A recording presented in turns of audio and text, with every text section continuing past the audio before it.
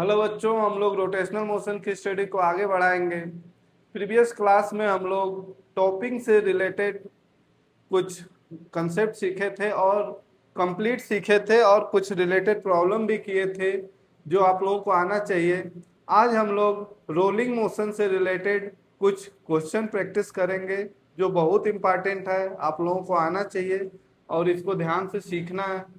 ठीक। और क्वेश्चन को क्या करना है, एक क्वेश्चन आप ही लोगों को सॉल्व करने के लिए दिए जा रहे हैं और इसको एक बार खुद से प्रैक्टिस करना है, फिर उसके बाद ही सोल्यूशन देखना है।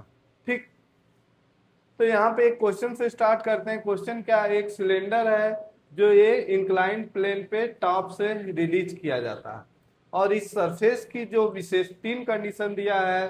सरफेस पहले दिया है कि स्मूथ है, दूसरा दिया है सरफेस क्या सफिशिएंटली रफ है ताकि यहाँ पे जो सिलेंडर है इसमें इसका क्या हो सके, प्योर रोलिंग मोशन हो सके। तीसरा है कि सरफेस रफ है बट उतना सफिशिएंटली रफ नहीं है कि कि यहाँ पे स्लिपिंग को रोक सके, यानी यहाँ पे जो रोलिंग विथ स्लिपिंग होगा, ठीक है, उतना है। और उस कंडीशन में हमें कंपेयर करना है, ए सेंटर ऑफ मास को कंपेयर करना है, velocity v centre of mass at the bottom compare करना है, time taken to reach at bottom, चौथा काइनेटिक एनर्जी एट बॉटम और पांचवा angular speed omega at the bottom. इन सारी चीजों को कंपेयर करना है। ठीक। तो यहाँ पे सॉल्व करते हैं क्वेश्चन बेटा। यहाँ पे ये हमारा क्या है, इंक्लाइन प्लेन है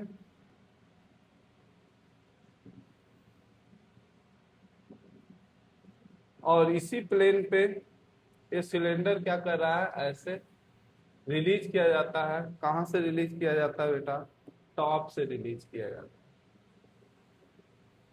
ये सिलेंडर कहाँ से रिलीज किया जाता है, टॉप पोजीशन से रिलीज किया जाता है और इसका जो हाइट है उसको ले लें और मास ऑफ सिलेंडर हुआ दिया हुआ m।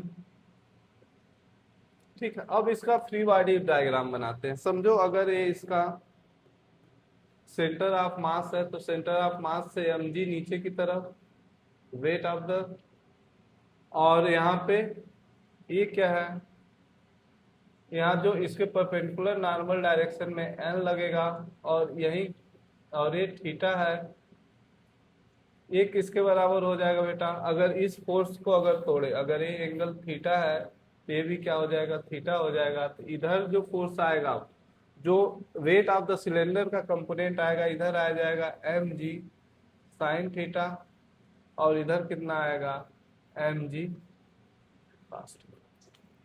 ठीक।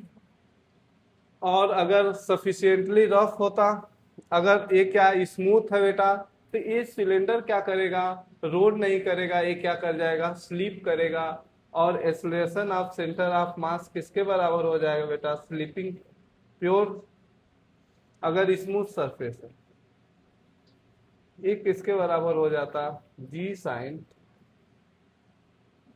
ठीक है। अगर यही क्या है कि अगर यहाँ पे अगर इधर टेंडेंसी है, अगर ये रफ है तो हमारा फ्रिक्शन फोर्स किधर लग जाएगा बेटा, इस डायरेक्शन में फ्रिक्शन। अब जैसे ये रिलीज किया जाता, अगर ये फ्रिक्शन फोर्स एफ है और ये इतना सफिशिएंट होता कि इस पॉइंट का स्लिपिंग नहीं होता, जो पॉइंट पी है इसका क्या होता, स्लिपिंग नहीं होता, पॉइंट पी का स्लिपिंग नहीं होता। यानी कहने का मतलब कि velocity of P zero and acceleration of P क्या हो जाता, zero at a particular instant. तो ये मोशन क्या कर हो जाता, प्योर रोलिंग मोशन हो जाता। उस केस में हम लोग ये सेंटर ऑफ मास कितना पढ़े थे, प्योर रोलिंग के केस में जी साइन थीटा एक डिवाइड बाई 1 प्लस के स्क्वायर बाई आर स्क्वायर, जहाँ के क्या था, रेडियस ऑफ गायरेशन था और आर क्या था, रेडियस ऑफ द, कोई भी आप हो सकता है सिलेंडर मान लेते हैं। ठीक है। अब हमें क्या कंपेयर करना, अगर यहाँ पे अगर फ्रिक्शन मान लो कि क्या है, सफिशियंट नहीं है, अगर फ्रिक्शन सफिशियंट नहीं है तो हमारा इक्वेशन क्या बन जाएगा बेटा कि m g sine theta minus friction force, कितना हो जाता है फ्रिक्शन फोर्स, एन यानी एम जी कास थीटा, और एक किसके बराबर हो जाता बेटा, ये बराबर हो जाता मास time acceleration of centre of मास। जो नेट फोर्स होता है वो किसका एक्सेलरेशन देता है, किसी भी ऑब्जेक्ट पे लगने वाला जो बैलेंस फोर्स है। अगर बहुत सारे पार्टिकल है इस रिजिड बॉडी में, बहुत सारे पॉइंट है, तो अगर net force equal to F, F equal to m में अगर लगाएंगे तो वहां जो ए होगा वो एक्सेलरेशन किस पॉइंट का होगा, वो हमेशा एक्सेलरेशन होगा सेंटर ऑफ मास। तो अगर यहां से हम लोग ए सेंटर ऑफ मास लिखते तो ये कितना आ जाता, एक किस कंडीशन में हो रहा है बेटा, जब यहाँ पे रोलिंग विथ स्लीपिंग है, एक्सेलरेशन रोलिंग विथ स्लीपिंग है, उस कंडीशन में किसके बराबर हो जाता बेटा, एम से एम कट जाता और जी साइन थीटा माइनस म्यू जी कॉस थीटा। अब हमें क्या करना है, क्या क्या, अब ये एनालिसिस हो गया तीनों कंडीशन का, पहले का ए है, दूसरे का ए है और तीसरे का। अब तीनों को कंपेयर करते हैं। पहले केस में क्या कंपेयर करने के लिए पूछा गया बेटा, कंपेयर ए सेंटर ऑफ मास, यहीं पे कंपेयर करते हैं। ये में क्या कंपेयर करना है, a centre acceleration of centre of mass. तो यहाँ पे देखो जब प्योर स्लीपिंग, यहाँ पे स्लीपिंग है यानी सरफेस जब रफ नहीं है, उस कंडीशन में एक्सेलरेशन सबसे ज्यादा है। फिर उसके बाद किस कंडीशन में एक्सेलरेशन ज्यादा होगा बेटा, सेकेंड कंडीशन में ज्यादा होगा, क्योंकि यहाँ पे फ्रिक्शन फोर्स का या तो रोलिंग के वजह से भी नीचे आएगा, प्लस यहाँ से पॉइंट स्लिप करेगा, तो यानी दोनों एक्सेलरेशन जुड़ेगा। तो यहाँ पे क्या हो जाएगा, एक्सेलरेशन ऑफ सबसे कम किसका होगा, सबसे कम दूसरा वाला होगा, acceleration of centre of mass second से ज्यादा किसका होगा, acceleration of centre of mass third, और सबसे ज्यादा किसका होगा फर्स्ट। दूसरा कंपेयर करने के लिए दिया है वेलोसिटी का, किसका बेटा, velocity of centre of mass at bottom. अगर बॉटम पे वेलोसिटी कंपेयर किया जाए तो हम लोग क्या जानते हैं, B square equal to u square plus 2 AS जानते हैं बेटा। यहाँ से देखो रेस्ट से रिलीज किया जा रहा है तो यस इक्वल टू 0, यानी बी स्क्वायर किसके बराबर हो जाएगा, 2A centre of mass S, और यस सबके लिए ज्यादा है। अब ए सेंटर ऑफ मास जिसके लिए ज्यादा होगा उसकी velocity, velocity of centre of मास क्या हो जाएगी, ज्यादा हो जाएगी। कहाँ पे बेटा, एट बॉटम, क्योंकि ये डिस्टेंस सबके लिए सेम ही है, ये वैल्यू सबके लिए सेम है, तो ये जितना ज्यादा होगा वेलोसिटी यहाँ पे पहुंचने में उतना ज्यादा गेन करेगा। तो यहाँ पे कंपेयर कर लेते हैं, वी सेंटर ऑफ मास किसका सबसे कम होगा, सेकेंड का कम होगा सबसे, उससे ज्यादा v centre of mass third का होगा, और v centre of mass first का सबसे ज्यादा। अब दूसरे केस में क्या कंपेयर करने के लिए पूछा है बेटा, दूसरे केस में कंपेयर करने के लिए पूछा है time taken reach to the, तो अब टाइम कंपेयर करना है कि बॉटम पे रीच करने में किसके में ज्यादा टाइम लगेगा वो कैलकुलेट करेंगे। तो यहाँ पे यस इक्वल टू क्या होता है, u t plus half a t square, u t plus half a क्या है, a centre of mass T square, या फिर ए क्या हो जाएगा, 0 हो जाएगा। तो यस इक्वल टू क्या हो जाएगा, या फिर 2s divide by a centre of mass equal to क्या हो जाएगा, टी। यह सबके लिए सेम ही है। अब यहाँ पे acceleration of mass, centre of mass का एक्सलेशन जिसके लिए जितना ज्यादा होगा, जितना ज्यादा होगा या जितना कम होगा, एक्सलेशन ऑफ सेंटर ऑफ मास जितना कम होगा, टाइम उसके लिए उतना ज्यादा हो जाएगी। और हमें टाइम की वैल्यू कंपेयर करना है, तो टाइम टू रीच पहले का सबसे कम होगा, उससे ज्यादा किसका होगा बेटा, थर्ड का, और सबसे ज्यादा टाइम किसका लगेगा, सेकंड, क्योंकि उसका वी सेंटर ऑफ मास सबसे कम। अब दूसरा तीसरा क्या कंपेयर करना है, kinetic energy at bottom. Kinetic energy compare करना है कहाँ बेटा, एट बॉटम। अब जैसे ये सिलेंडर रोल करके, यहाँ पे ये सिलेंडर है, पहले केस में अगर ये स्लीप करते हुए आ गया, स्लीप करते आगे आया तो यहाँ पे फ्रिक्शन फोर्स लगा ही नहीं, तो तो फ्रिक्शन द्वारा कोई भी एनर्जी डिसिपेट नहीं हुआ, यानी यहाँ पे भी एनर्जी mgh है, और वो जो पोटेंशियल एनर्जी है पूरा काइनेटिक एनर्जी में कन्वर्ट हो जाएगी। और प्योर रोलिंग के केस में यहाँ पे friction work done by friction क्या होता है, हमेशा जीरो होता है। प्योर रोलिंग के केस में वर्क डन बाई फ्रिक्शन क्या होता है, जीरो होता है। इसलिए प्योर स्मूथ जब सरफेस रहेगा और जब कंप्लीट प्योर रोलिंग हो रहा है, उस दोनों केस में काइनेटिक एनर्जी सेम रहेगा। लेकिन जब यहाँ स्लिपिंग हो जाएगा और ऊपर की तरफ फ्रिक्शन फोर्स लग जाएगा, तो क्या करेगा बेटा, मैकेनिकल एनर्जी को खाएगा, मैकेनिकल एनर्जी की भोजन करेगा। तो क्या हो जाएगा, मैकेनिकल एनर्जी क्या हो जाएगी, कम हो जाएगी, और वो क्या काइनेटिक एनर्जी है। तो सबसे कम काइनेटिक एनर्जी बॉटम पे किस केस में होगी बेटा, थर्ड केस में।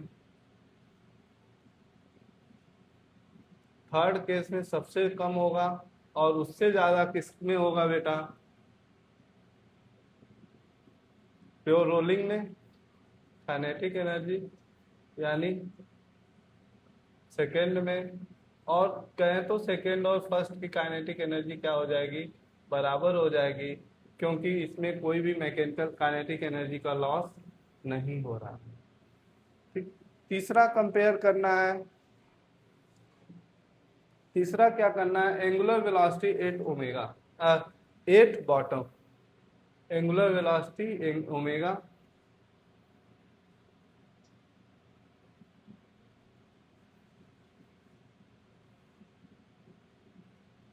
ठीक है, अब यहाँ पे देखो,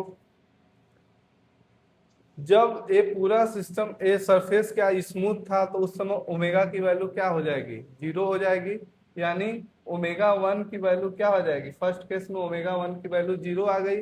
दूसरे केस में देखा जाए तो दूसरे केस में प्योर रोलिंग हो रहा है, तो उस समय ओमेगा की वैल्यू क्या हो जाएगी, सबसे ज्यादा होगी। क्यों होगी, क्योंकि यहाँ पे स्लिपिंग नहीं है, ये पूरा जो बस रोल करते हुए ही आगे आए नीचे आएगा। यानी कहने का मतलब है कि यहाँ पे, और तीसरे केस में क्या है, स्लीपिंग भी है और रोलिंग भी है।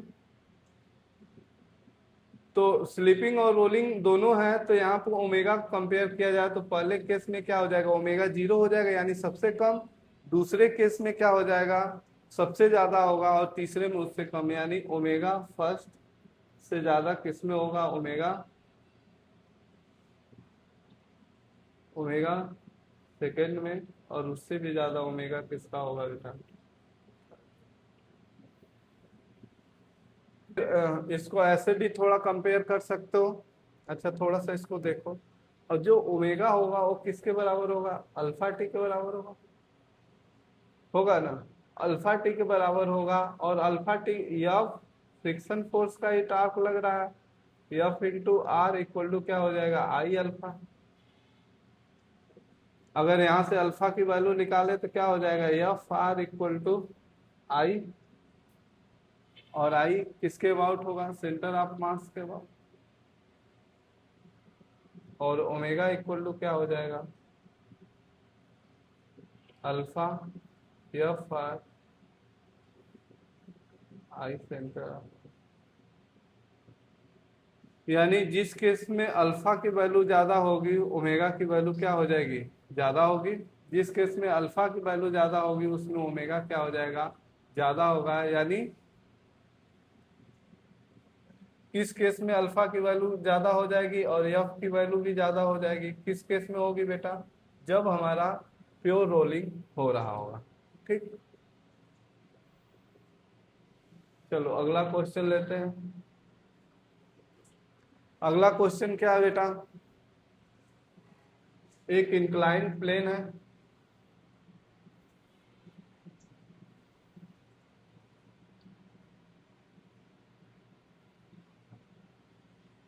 और थीटा एंगल पे इंक्लाइंट है।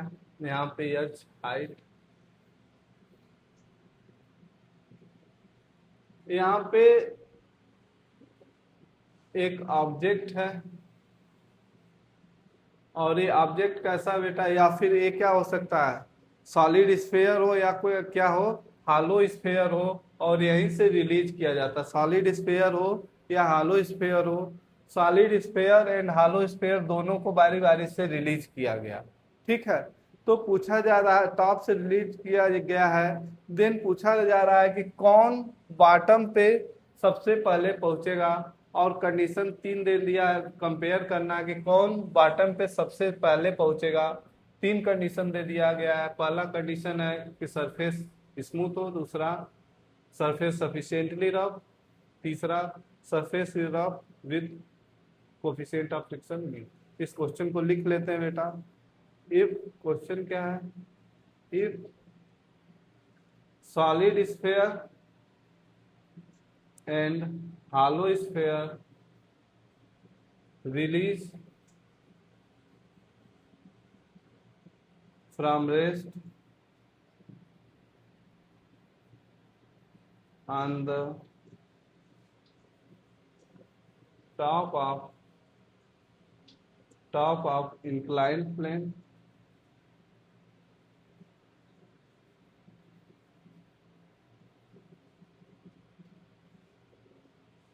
which one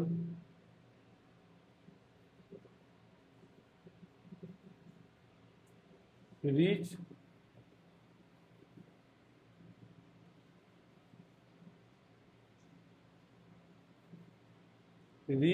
at bottom,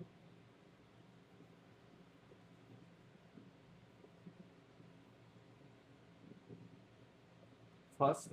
कौन पहले बॉटम पे दिया है, फर्स्ट पहुंचेगा। कंपेयर किस कंडीशन में करना है, पहला कंपेयर है सरफेस इज स्मूथ, दूसरा है surface is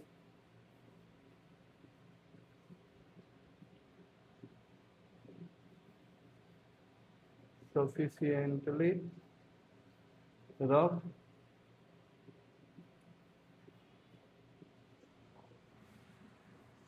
so that pure rolling occurs।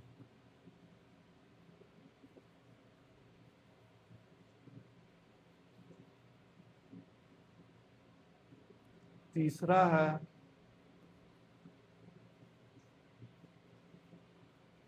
surface is smooth, surface is rough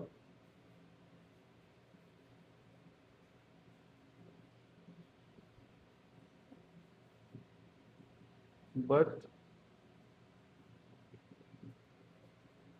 not sufficient।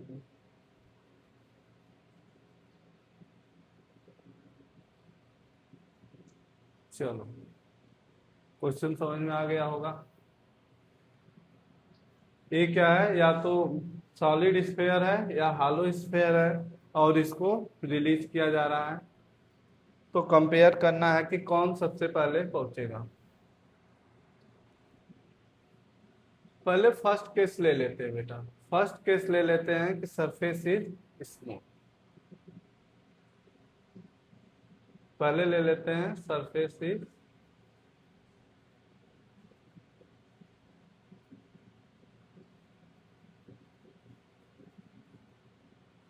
अगर सरफेस स्मूथ इस कंडीशन में देखेंगे तो यहाँ पे अगर ऐसे फ्री बॉडी डायग्राम बनाते,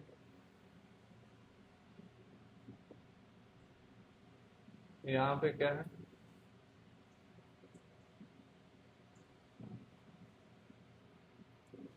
इसका एम जी नीचे की तरफ, ए नॉर्मल फोर्स प्लेन के परपेंडिकुलर, और ये किसके बराबर हो जाएगा, एम जी कास थीटा, क्योंकि ये एंगल थीटा है, अगर ये एंगल थीटा है तो, और इधर क्या लगेगा, एम जी साइन थीटा। अगर सरफेस क्या रहेगा, रफ रहेगा, तो इस डायरेक्शन में क्या लगेगा बेटा, फ्रिक्शन। ये पूरा फ्री बॉडी डायग्राम हो गया, और ये हमारा क्या है, पॉइंट ऑफ कांटेक्ट पी है। चलो अब यहाँ से सोचते हैं, अगर सरफेस स्मूथ रहेगा बेटा तो यहाँ पे फ्रिक्शन फोर्स लगेगा नहीं। अगर सेंटर ऑफ मास के अबाउट टॉर्क देखोगे तो क्या हो जाएगा, जीरो हो जाएगा। यानी ये जो सिलेंडर हो या सिलेंडर हो या जिसका यहाँ पे दे देंगे solid cylinder and hello sphere, solid sphere and hello sphere of same mass होना चाहिए बेटा, ऑफ सेम मास।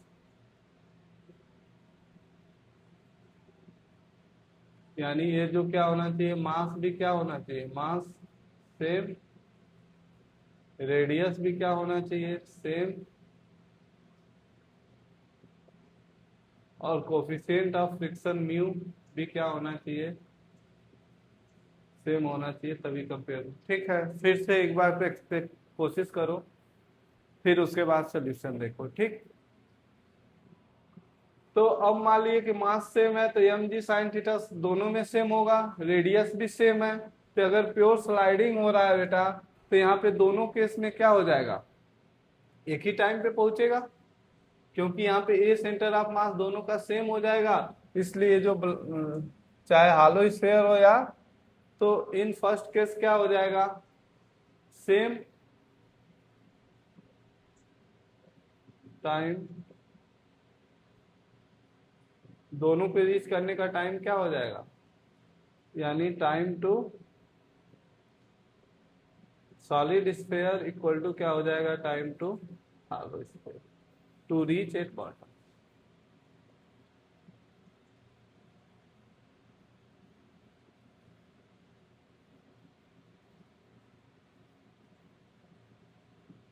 अगर दूसरे केस में देखा जाए, दूसरे केस में देखा जाए तो अगर सरफेस इज सफिशिएंटली रफ, यानी when pure rolling occur,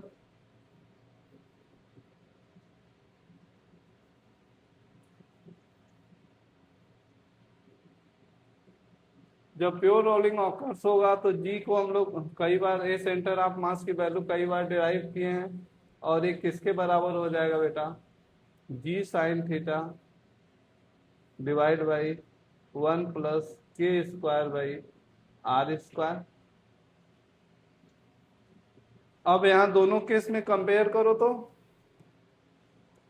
k² by r² दोनों केस में। तो अगर सॉलिड स्फीयर का देखा जाए, सॉलिड स्फीयर में k² बाई r² किसके बराबर होता है बेटा, या फिर ऐसे ले, सॉलिड स्फीयर का जो moment of inertia about centre of मास होता है, आई सेंटर ऑफ मास, वो किसके बराबर होता है, 2/5 mr²। अगर हालो, ये किसका है बेटा, सॉलिड स्फीयर का। अगर हालो स्फीयर का देखें, I centre of mass, hollow sphere, ये किसके बराबर हो जाता है हालो स्फीयर के केस में, 2/3 mr²।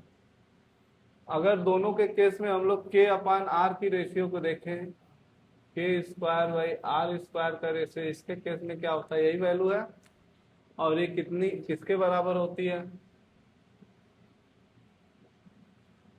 0.4, और ये किसके बराबर होता है,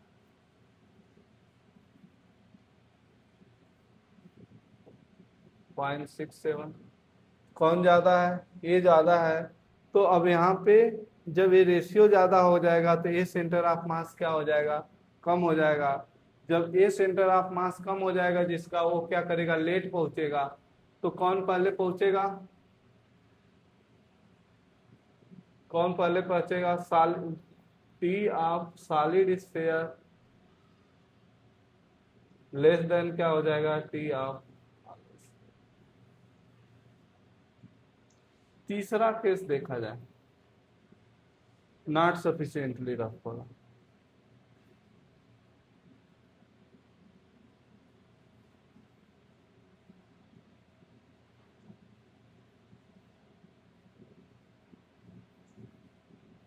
अगर नॉट सफिशिएंटली रफ में हम लोग कंपेयर करें बेटा, तो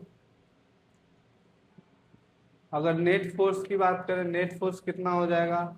M g sine theta minus friction force कितना है? Mu m g cos theta. और एक किसके बराबर हो जाएगा? Mass time acceleration of centre of मास।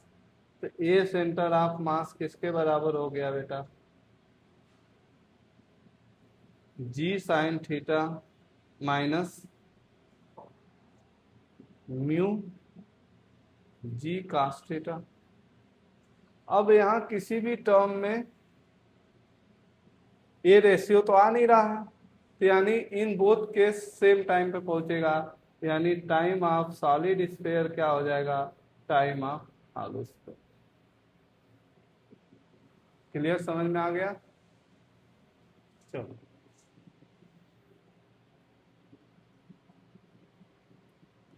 आगे क्वेश्चन लेते हैं बेटा। क्या क्वेश्चन है? ए solid sphere in hollow sphere of same mass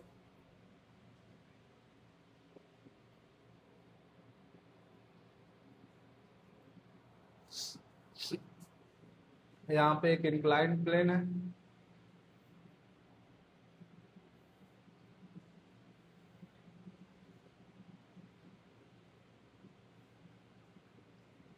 और यहीं पे क्या है?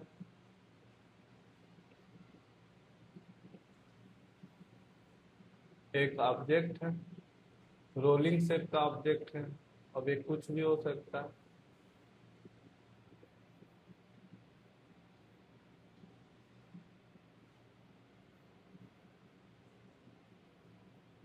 रोलिंग शेप का ऑब्जेक्ट है बेटा। ठीक है, तो यहाँ पे क्वेश्चन पूछा जा रहा है। क्वेश्चन क्या है? hollow sphere and solid sphere, hollow sphere and solid sphere of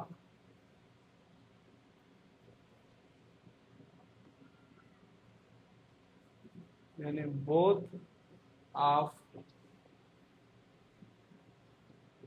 same mass, same radius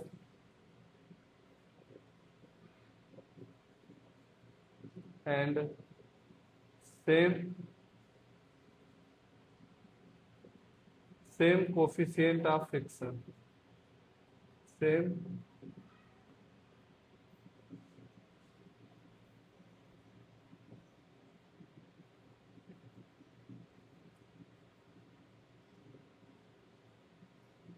इतना चीजें दिया गया है। Same coefficient of friction. यहाँ पे एक चीज और दिया है, surface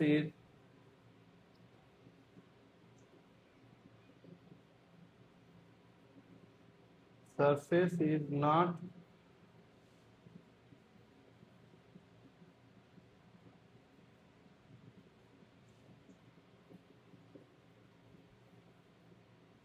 to prevent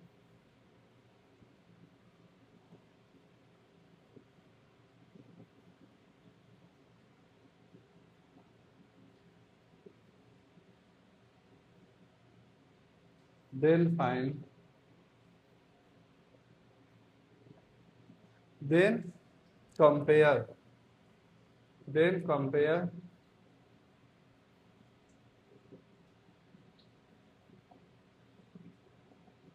their kinetic energy at bottom।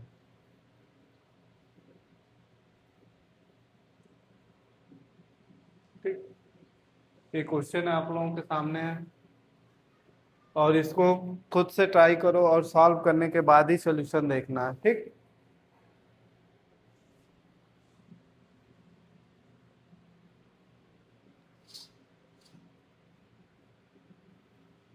पहले ही कुछ कंडीशन दे दिया है कि जो सरफेस है वो क्या है, सफिशिएंटली रफ नहीं है।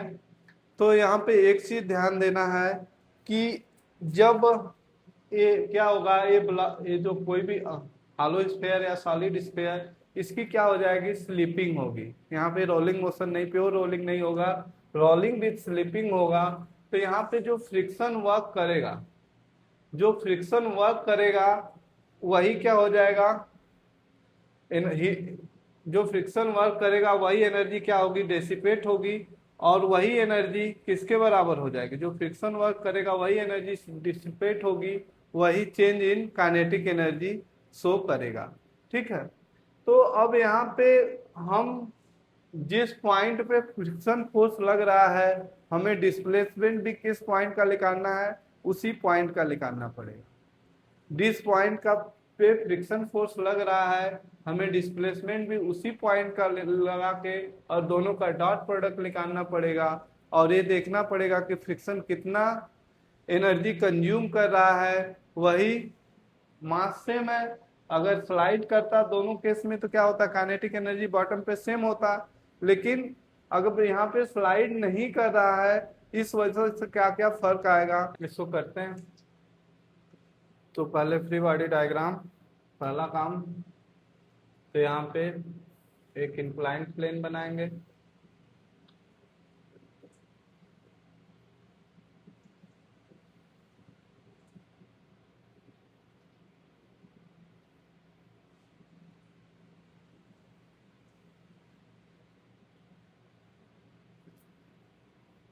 ये एच हाइट है और इंक्लिनेशन थीटा है।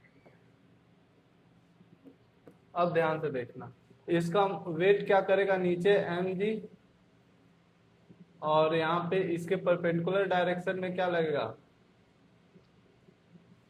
ऐसे एन, और ए एन किसके, और यहाँ पे थीटा है, और ये क्या है, अगर एम जी को तोड़ेंगे तो ये क्या हो जाएगा, एम जी साइन थीटा, और इधर क्या हो जाएगा, एम जी कास थीटा। अब यहाँ सब जो हमारा सरफेस है क्या है, रफ है, सरफेस रफ है, तो फ्रिक्शन फोर्स लगेगा। और फ्रिक्शन फोर्स किस डायरेक्शन में लगेगा, इस डायरेक्शन में। और ये फ्रिक्शन फोर्स किसके बराबर होगा बेटा, एन म्यू एन, यहाँ पे म्यू एन के बराबर होगा। तो यहाँ पे अगर acceleration of centre of mass की बात करें, acceleration of centre of mass की बात करें तो कितना हो जाएगा acceleration of centre of mass, हाँ पहले F equal to m a centre of mass लगा दें तो कितने एफ कितना है, m g sine theta minus mu N क्या है, एम जी कास थीटा। और एक किसके बराबर हो जाएगा बेटा, मास time acceleration of centre of mass. यहाँ से acceleration of centre of mass किसके बराबर हो जाएगा, acceleration of centre of mass किसके बराबर हो जाएगा, जी sine theta minus mu g cos theta. यानी ये एक्सेलरेशन ऑफ सेंटर ऑफ मास इतना हमें पता चल गया। तो यानी कहने का मतलब जब बॉटम पे पहुंचेगा, जब ये बॉटम पे पहुंचेगा तो हमारा वी सेंटर ऑफ मास क्या हो जाएगा, दोनों केस में क्या होगा, सेम होगा। चाहे स्फेयर हो या हॉलो स्फेयर हो या सॉलिड स्फेयर हो, दोनों के केस में क्या होता है, इसको हम लोग देखें, velocity of centre of mass same होगा। दोनों को पहुंचने में टाइम भी क्या लगेगा, टाइम भी क्या लगेगा, सेम लगेगा। अब बात कर लेते हैं काइनेटिक, अगर v centre of mass same है तो काइनेटिक एनर्जी अगर हम लोग देखें तो इनिशियली कोई काइनेटिक एनर्जी है नहीं, तो फाइनली काइनेटिक एनर्जी कितना आ जाएगा जब ये बॉटम पे पहुंचेगा, जब ये बॉटम पे पहुंचेगा तो काइनेटिक एनर्जी कितना होगा? जब ये बॉटम पे पहुंचेगा तो इसमें दो पार्ट होगा, एक होगा half m v centre of mass, और साथ साथ ये क्या कर रहा है, क्योंकि ये फ्रिक्शन फोर्स लग रहा है तो इसके अबाउट क्या आ जाएगा, अल्फा आ जाएगा, एंगुलर एंगुलर एक्सेलरेशन अल्फा, और कुछ टाइम बाद क्या आ जाएगा, ओमेगा भी गेन कर लेगा। तो यहाँ पे हाफ आई सेंटर ऑफ मास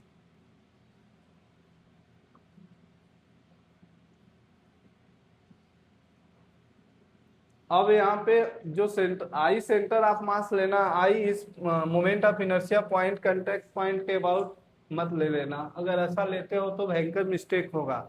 हम पहले भी डिस्कस किए हैं कि सिर्फ जब tau equal to I alpha use करते हैं तभी हम लोग पॉइंट ऑफ कांटेक्ट का आई यूज करते हैं, अदरवाइज कोई ऐसा क्वेश्चन फ्रेम ही नहीं होता जिसमें सेंटर ऑफ मास के अलावा किसी और पॉइंट के अबाउट मोमेंट ऑफ इनर्शिया को कैलकुलेट करना पड़े।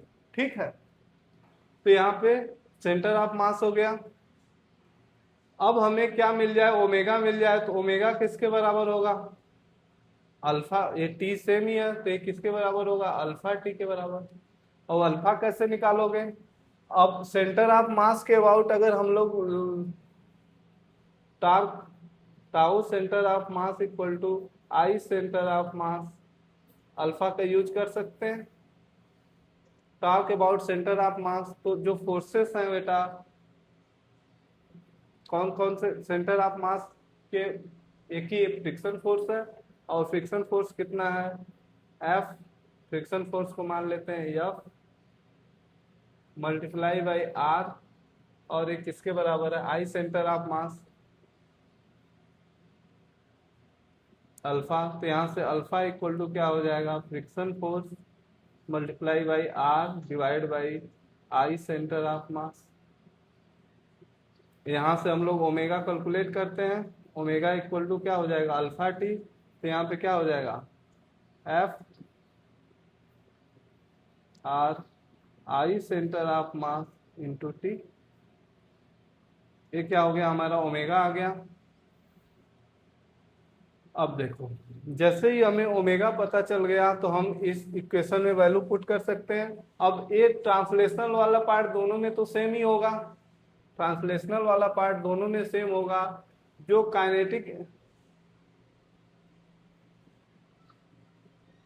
काइनेटिक एनर्जी को जो पार्ट अफेक्ट करेगा वो कौन होगा, देखो half m v centre of mass square plus half I centre of mass divide by multiply by F R T I centre of mass का स्क्वायर। ठीक है, तो यहाँ से क्या हो जाएगा बेटा, half m v centre of mass square plus एक आई सेंटर ऑफ मास से कट जाएगा तो 1/2 F square R square T square divide by I centre of mass. तो ये टर्म दोनों में तो क्या हो जाएगा, सेम हो जाएगा, ये टर्म दोनों में क्या होगा, सेम होगा। बट यहाँ पे जिसका सेंटर आई सेंटर ऑफ मास क्या होगा, कम होगा, जिसका आई सेंटर ऑफ मास कम होगा उसकी काइनेटिक एनर्जी एट बॉटम क्या हो जाएगी, ज्यादा हो जाएगी। तो दोनों में आई सेंटर ऑफ मास देख लेते हैं। अगर हालो स्फेयर है तो उसका आई सेंटर ऑफ मास किसके बराबर होता है बेटा, 2/3 m are square. Solid sphere का क्या होता है, 2/5 एम आर स्क्वायर। तो किसका moment of inertia about centre,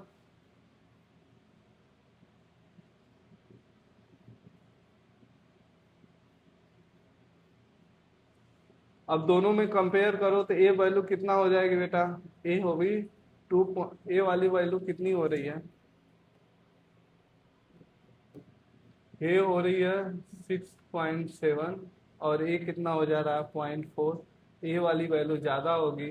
जब ए वाली वैल्यू ज़्यादा हो जाएगी तो kinetic energy of solid sphere क्या हो जाएगा, ज़्यादा हो जाएगा काइनेटिक एनर्जी हालो स्फीयर से। ठीक, इतनी बातें समझ में आ गई? इतनी बातें समझ में आ गई बेटा? किसकी काइनेटिक एनर्जी ज्यादा होगी इस बॉटम पे पहुंचने पे? हालो स्फीयर की काइनेटिक एनर्जी क्या हो जाए, सॉलिड स्फीयर की काइनेटिक एनर्जी ज्यादा हो जाएगी किसके काइनेटिक एनर्जी से? हालो स्फीयर के। कहाँ पे? At bottom.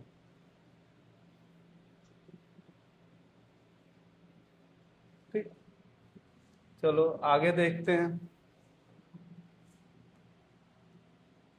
एक क्वेश्चन लेते हैं बेटा। क्वेश्चन क्या है कि एक सिलेंडर है। सिलेंडर है, ये क्या है, एक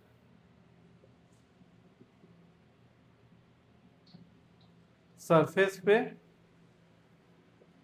रफ हॉरिजॉन्टल सरफेस पे ये सिलेंडर लाई कर रहा है और इसका सेंटर ऑफ मास वी से, इसके सेंटर ऑफ मास की वेलोसिटी क्या है बेटा? वी नॉट है। और मास ऑफ सिलेंडर एम ले लेते हैं। ये solid cylinder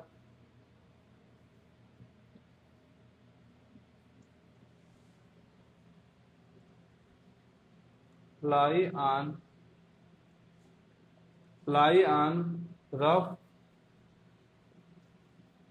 rough horizontal surface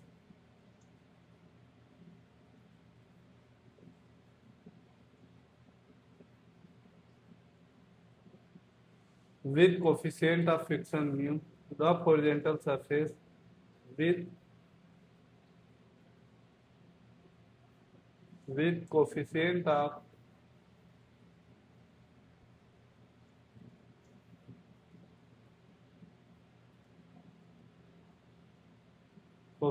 of friction mu is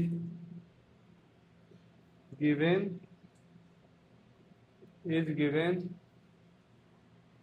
v naught velocity is given velocity या v naught velocity to its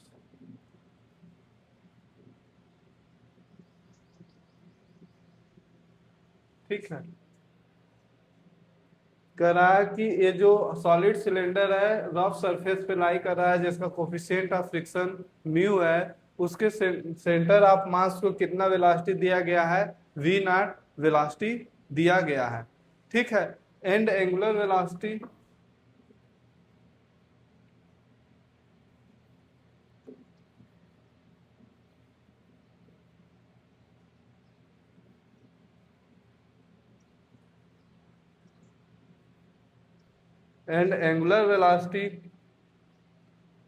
about center of mass about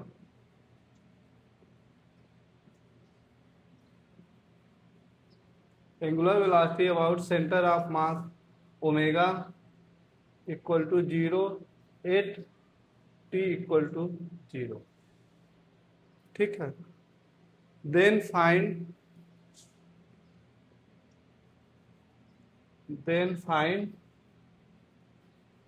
v center of mass and time t when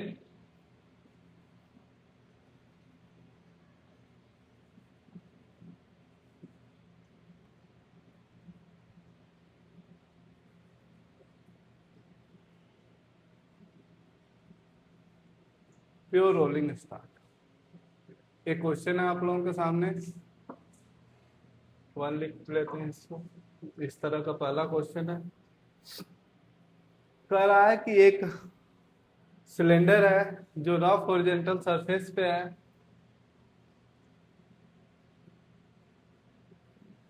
और वो उसका centre of मास भी not velocity से move कर रहा है। Initially t equal to 0 पे कोई भी एंगुलर वेलोसिटी नहीं है, लेकिन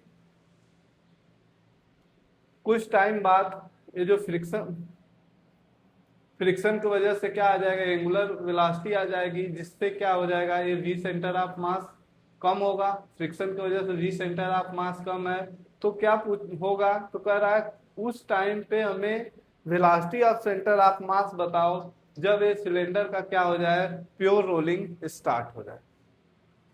चलो बेटा, क्वेश्चन समझ लिए होगे आई होप।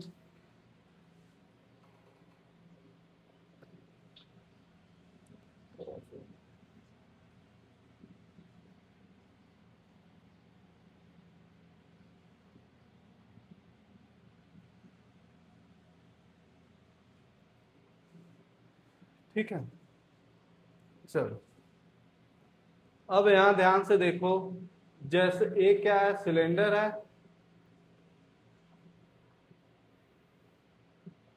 और ये क्या कर रहा है, रफ हॉरिजॉन्टल सरफेस पे लाई कर रहा है। अब इसका v centre of mass v nought से मूव कर रहा है। अगर इसका फ्री बॉडी डायग्राम बना के देखें तो इसका क्या करेगा, मास एम जी नीचे और रिएक्शन फोर्स एन ऊपर की तरह, और ये क्या है, सेंटर ऑफ मास है। अब ये वी नॉट से मूव कर रहा है, तो ये जो पॉइंट ऑफ कांटेक्ट है, ये पॉइंट ऑफ कांटेक्ट भी किससे मूव करेगा, वी नॉट वेलोसिटी से मूव करेगा।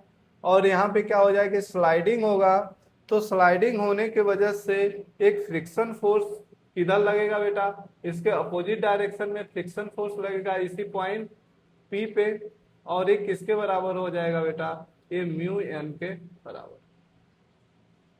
और जैसे ही ये फ्रिक्शन फोर्स लगने लगेगा, इस सेंटर ऑफ मास के अबाउट क्या करेगा, एक टॉर्क, इसके ये टॉर्क एक पैदा करेगा, और वो टॉर्क की वजह से ये सिलेंडर क्या करेगा, अल्फा एंगुलर एक्सेलरेशन से रोटेट करने लगेगा, और कुछ टाइम बाद ये ओमेगा भी गेन करेगा। ठीक है, अब यहाँ पे क्या हो रहा है, सिंस देखेंगे, सिंस पॉइंट ऑफ कांटेक्ट के पास वेलोसिटी किधर है बेटा, फॉरवर्ड डायरेक्शन में है, तो यहाँ पे लिखो since point of contact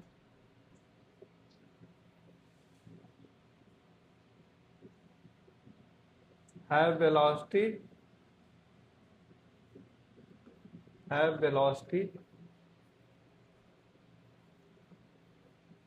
in forward direction,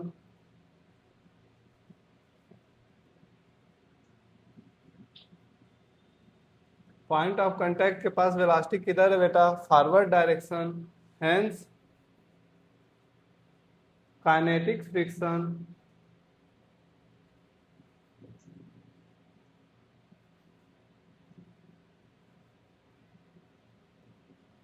acts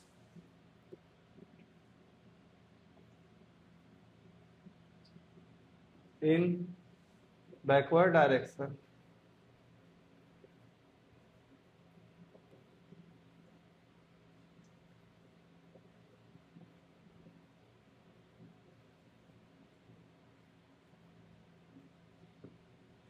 hence क्या हो जाएगा बेटा, रिटार्डेशन हो जाएगा। यानी यहाँ पे समझो, अगर काइनेटिक फ्रिक्शन बैकवर्ड डायरेक्शन में लग रहा है तो यहाँ पे क्या हो जाएगा, यहाँ पे क्या हो जाएगा, बैकवर्ड डायरेक्शन में जब लगेगा तो यहाँ पे क्या हो जाएगा, सेंटर ऑफ मास क्या करेगा, इसका सिलेंडर का क्या करेगा, बैकवर्ड डायरेक्शन में एक्सेलरेटेड हो जाएगा।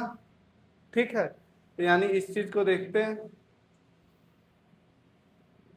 जैसे ही काइनेटिक फ्रिक्शन, यानी जो फ्रिक्शन फोर्स है बेटा वो किसके बराबर है, फ्रिक्शन फोर्स क्या हो जाएगा, mu m g, m g किसके म्यू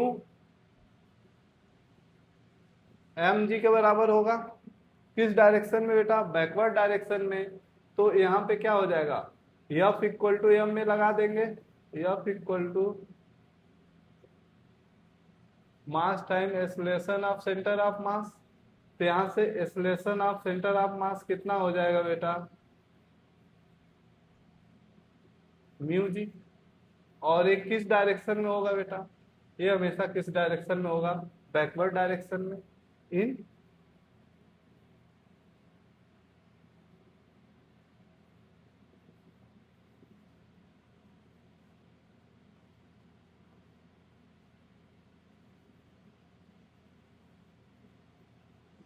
इतनी बातें समझ में आई कि सिंस क्या हो रहा है, पॉइंट ऑफ कांटेक्ट आगे मूव कर रहा है तो फोर्स किधर लगेगा, फ्रिक्शन फोर्स पीछे के डायरेक्शन में आप लगेगा, जिसके वजह से सेंटर ऑफ मास के पास क्या आ जाएगा, सेंटर ऑफ मास के पास आ जाएगा एक्सेलरेशन। और वो एक्सेलरेशन किस डायरेक्शन में होगा बेटा, वो एक्सेलरेशन हमेशा बैकवर्ड डायरेक्शन में होगा। ठीक है, तो अगर बैकवर्ड डायरेक्शन में होगा तो अगर टी टाइम बाद, आफ्टर टी टाइम बाद जो वेलोसिटी होगा, आफ्टर टी टाइम पे जो वेलोसिटी होगा सेंटर ऑफ मास का, आफ्टर टी टाइम पे जो वेलोसिटी होगा बेटा वो किसके बराबर हो जाएगा, वी नॉट माइनस एक्सेलरेशन कितने बराबर है, म्यू जी। ठीक, यानी टी टाइम बाद हमारी जो वेलोसिटी ऑफ सेंटर ऑफ मास यही होगा। कि सपोज कर अगर ये सिलेंडर है, अब यहाँ पे समझो अगर सिलेंडर वी नॉट से मूव कर रहा है तो यहाँ पे क्या आ गया, ओमेगा आ गया, ओमेगा से रोटेट करेगा तो ये वेलोसिटी ऑफ वी से जो वी नॉट का वेलोसिटी वो क्या करेगा, लगातार कम होगा। इसीलिए कर रहे हैं velocity of centre of mass किसके बराबर हो जाएगा टी टाइम पे, ए हमारा इसको मान लो, इक्वेशन फर्स्ट मान लो। यहाँ पे एक क्वेश्चन लिखो छोटा सा, तो क्वेश्चन क्या है, can we apply, can we apply tau equal to I alpha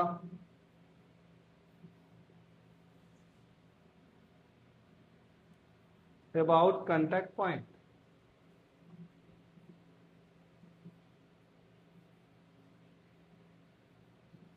क्या कांटेक्ट पॉइंट के अबाउट हम लोग tau equal to I alpha को यूज कर लेंगे, कर पाएंगे? सोचो बेटा, क्या यहाँ कांटेक्ट पॉइंट के about tau equal to I alpha को यूज कर पाएंगे? Answer,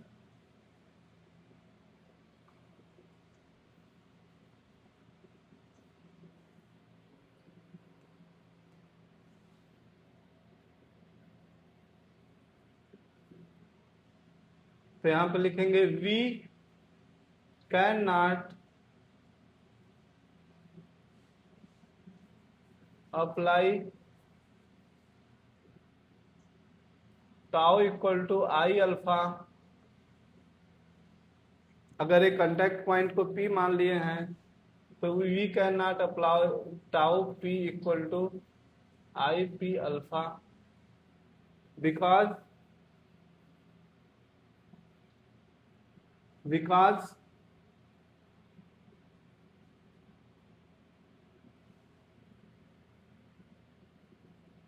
because the contact point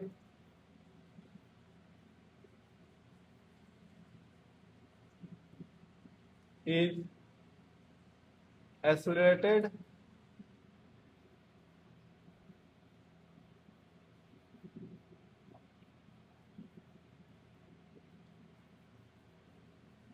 with respect to surface। जो हमारा ये कांटेक्ट पॉइंट है वो सरफेस के रेस्पेक्ट में क्या है, एस्लेटेड है, इसलिए हम लोग tau equal to I alpha को इस पॉइंट, अगर ये कांटेक्ट पॉइंट पी है तो इसके अबाउट हम लोग यूज नहीं कर पाएंगे। क्यों? क्योंकि ये क्या कर रहा है, सरफेस के रेस्पेक्ट में एस्लेटेड है, और कितने एस्लेशन से, ए सेंटर ऑफ मास से एस्लेटेड है। ठीक है, if we use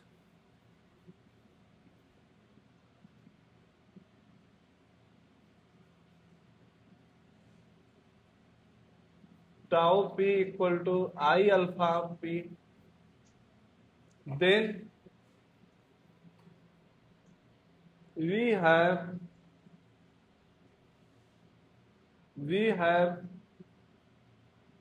take we have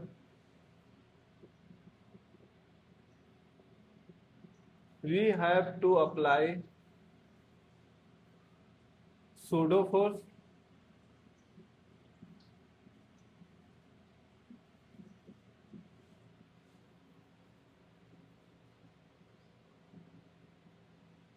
then we have then we have to take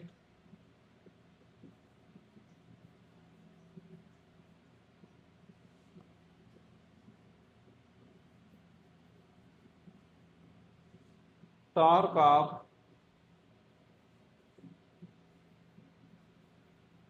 all pseudo force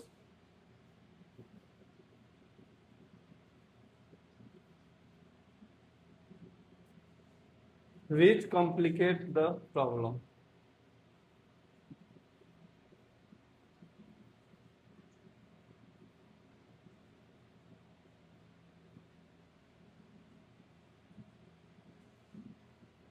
But tau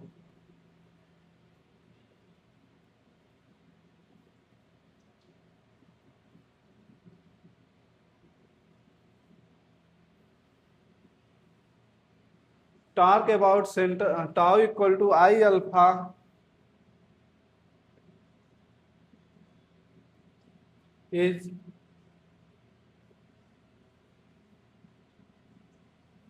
always applied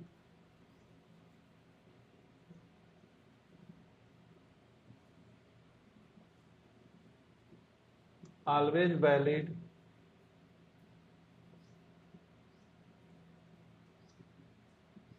about center of mass because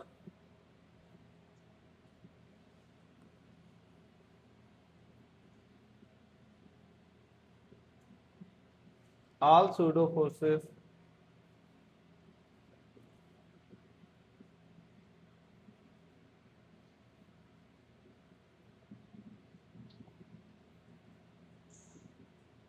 passes through center of mass and their torque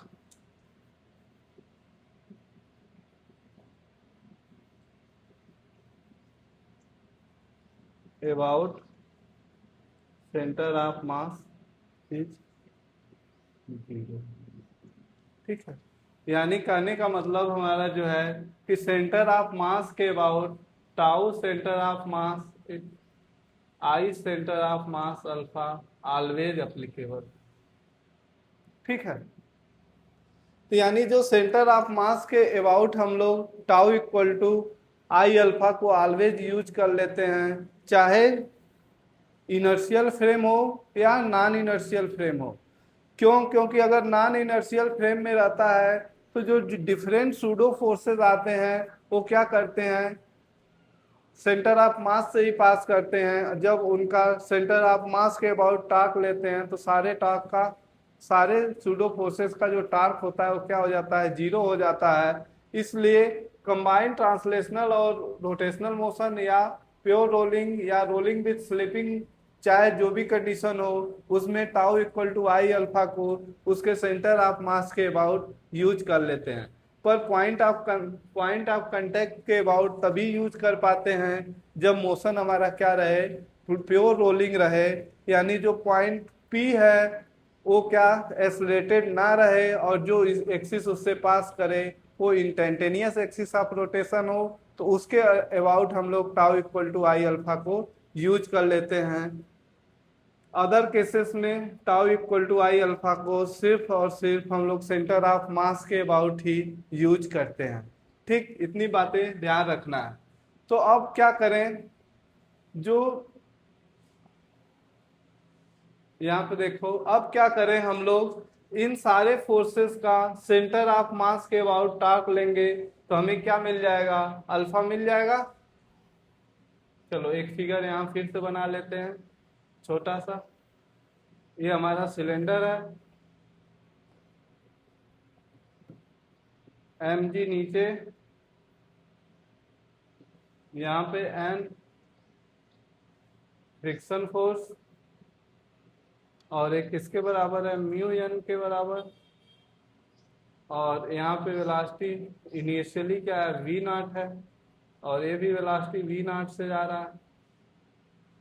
और कुछ force यहाँ पे फिर क्या आ गया होगा alpha, उसके वजह से ओमेगा भी आया, और ये जो फ्रिक्शन फोर्स लग रहा है उसके वजह से सेंटर ऑफ मास भी क्या किया होगा, मूव किया होगा, यानी ए सेंटर ऑफ मास इस डायरेक्शन, फॉरवर्ड डायरेक्शन। अब हम लोग लगाते हैं tau equal to I alpha centre of mass के अबाउट, तो tau equal to alpha centre of mass के अबाउट यूज करते थे, फ्रिक्शन फोर्स ही है, तो यहाँ पे क्या हो जाएगा म्यू एम जी, और perpendicular distance R equal to क्या हो गया आई, सिलेंडर ही लिए हो ना, m are square by two alpha, यहाँ से एम को काट दो, आर से आर को काट दो, और ये क्या हो जाएगा 2 μg divide by R equal to alpha. अगर हमें मिल गया बेटा, तो पहले हम लोग वी सेंटर ऑफ मास कितना निकाल के रखे थे, v centre of mass equal to निकाल के रखे हुए हैं, v centre of mass v naught minus mu g t, v naught minus mu g, ये हमारा इक्वेशन 1 था। अगर हम लोग ओमेगा कैलकुलेट कर लें तो ओमेगा टी टाइम पे कितना हो जाएगा बेटा, omega omega about centre of mass ही लेंगे, सेंटर ऑफ मास किसके बराबर हो जाएगा बेटा, अल्फा टी ओमेगा नॉट, जो ओमेगा नॉट 0 है, और प्लस अल्फा टी, अल्फा क्या है 2 μg by R multiply by T, ठीक है बेटा। या फिर ऐसे कर सकते हैं कि v centre of mass r by 2 किसके बराबर हो जाएगा म्यू जी, ठीक है। अगर इस वैल्यू को हम लोग यहाँ पुट कर सकते हैं, यानी v centre of mass equal to क्या हो जाएगा v nought minus omega omega R by 2। अब चूंकि प्योर रोलिंग स्टार्ट वाला कंडीशन देख रहे हैं, when pure rolling start, when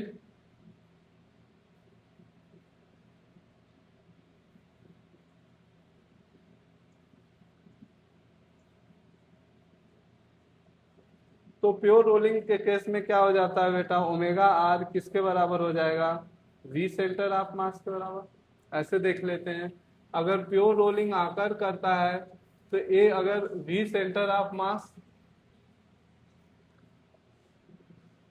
और एक कांटेक्ट पॉइंट है, तो यहाँ पे पी पॉइंट पे ये वी सेंटर ऑफ मास से आगे जाएगा, और ये क्या हो जाएगा ओमेगा आर। तो अगर v centre of mass omega R के बराबर होगा तभी हम लोग लिख सकते हैं वेलोसिटी ऑफ p क्या हो जाता है, p 0 हो जाता है, और इसी कंडीशन को क्या बोलते हैं बेटा, प्योर रोलिंग बोलते हैं। इस कंडीशन को क्या बोलते हैं, प्योर रोलिंग के केस में क्या हो जाएगा, तो यहाँ पे क्या हो जाएगा v सेंटर ऑफ मास, और यहाँ पे v नॉट इक्वल टू क्या हो जाएगा v centre of mass plus half v centre of मास पे देखेंगे। अगर v नॉट इतना दिया हुआ है बेटा, तो v नॉट इक्वल टू क्या हो जाएगा 3v centre of mass divide by 2, या फिर क्या लिख सकते हैं v centre of mass equal to 2v nought by 3। यही हमें फाइंड करना था। जब रोलिंग आकर करेगा तो बी सेंटर ऑफ मास की वैल्यू, और क्या पूछा गया था, टी पूछा गया था, टी को फाइंड करने के लिए क्या कर सकते हैं, वी सेंटर ऑफ मास की वैल्यू इसमें पुट कर दो, तो यानी क्या हो जाएगा 3, और यहाँ पे 2v nought by 3 equal to v nought minus mu g T, ठीक। और यहाँ पे इस पर जाएगा तो क्या हो जाएगा minus mu g T equal to क्या हो जाएगा, ये इधर जाएगा तो क्या कर घटेगा, तो 2v nought by 3 minus 3v not by 3, तो यहाँ पे क्या हो जाएगा बेटा t इक्वल टू, यहाँ पे घटाओगे तो क्या हो जाएगा माइनस v नॉट बाई 3, ये माइनस से माइनस खत्म, और ये क्या हो जाएगा म्यू।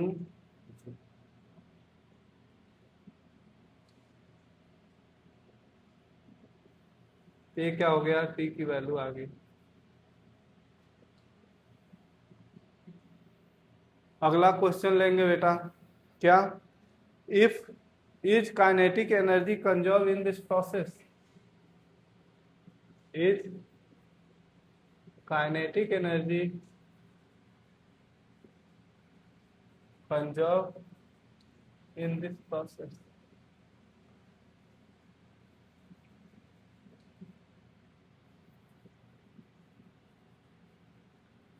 क्या इस प्रोसेस में काइनेटिक एनर्जी कंजर्व रहेगी?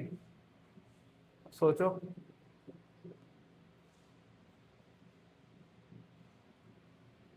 नहीं बेटा, no. Kinetic energy not conserve in this process because kinetic friction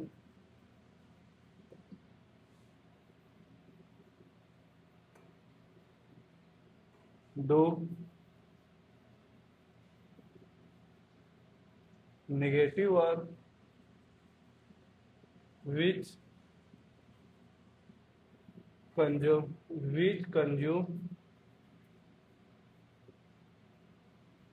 kinetic energy of system।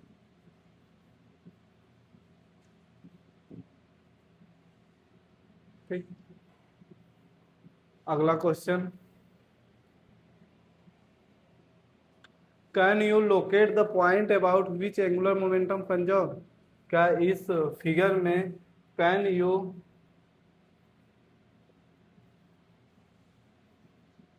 locate the point about which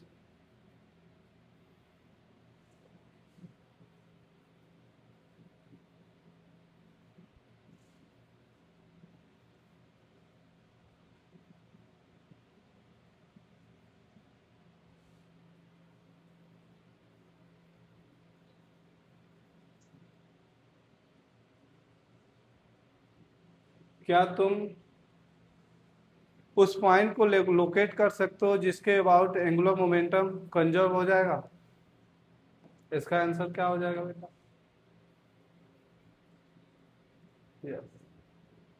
angular momentum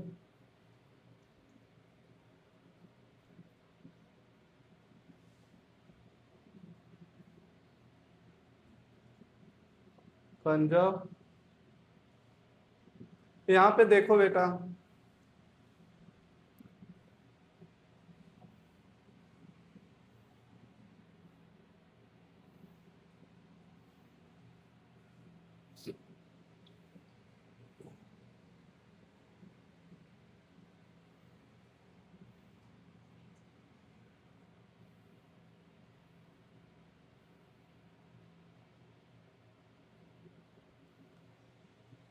यहाँ पे इस पॉइंट को ध्यान से देखो। ये पॉइंट मतलब कि किस पॉइंट के अबाउट तुम एंगुलर मोमेंटम को कंजर्व करा सकते हो। फोर्स वाला डायग्राम देखा जाए तो यहाँ पे देखो जो फ्रिक्शन फोर्स लग रहा है, तो अगर सेंटर ऑफ मास की बात करो तो सेंटर ऑफ मास के अबाउट क्या आ गया, फ्रिक्शन फोर्स का टार्क आ रहा है।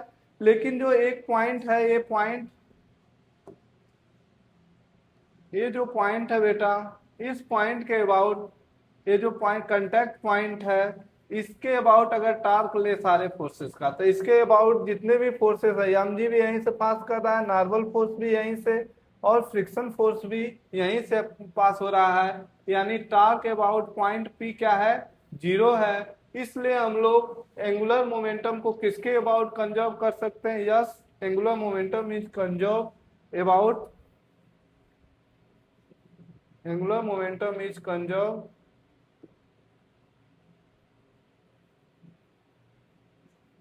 about point of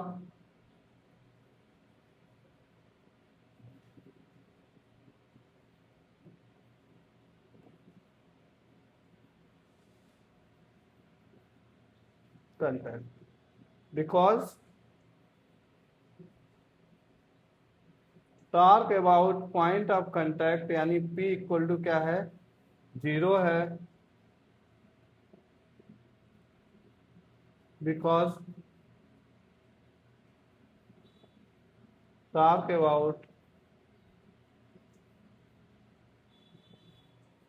axis passing through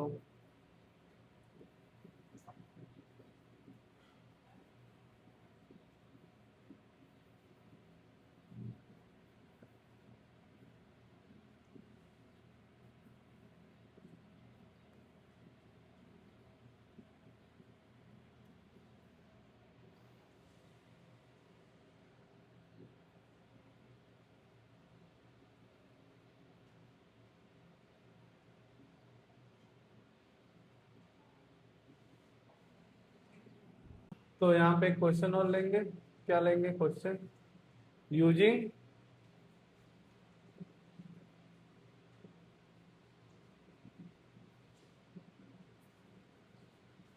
conservation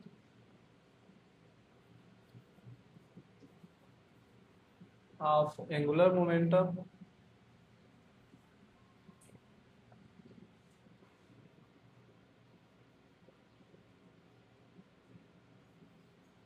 find V center of mass when pure rolling starts.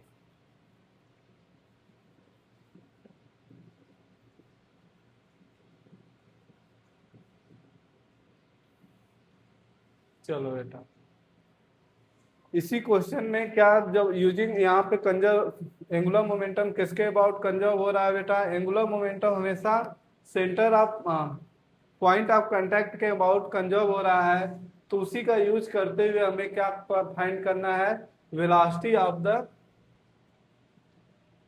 Of centre of mass when pure rolling start. तो ये हमारा क्या था, सिलेंडर था,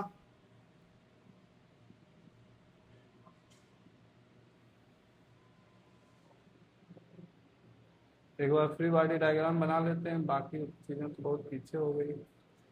तो यहाँ पे क्या है, एक कांटेक्ट पॉइंट, यहाँ पे mg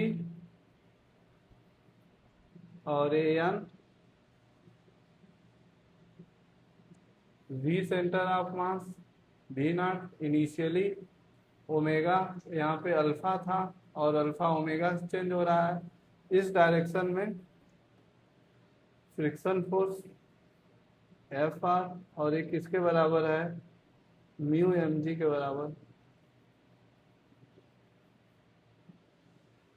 ठीक।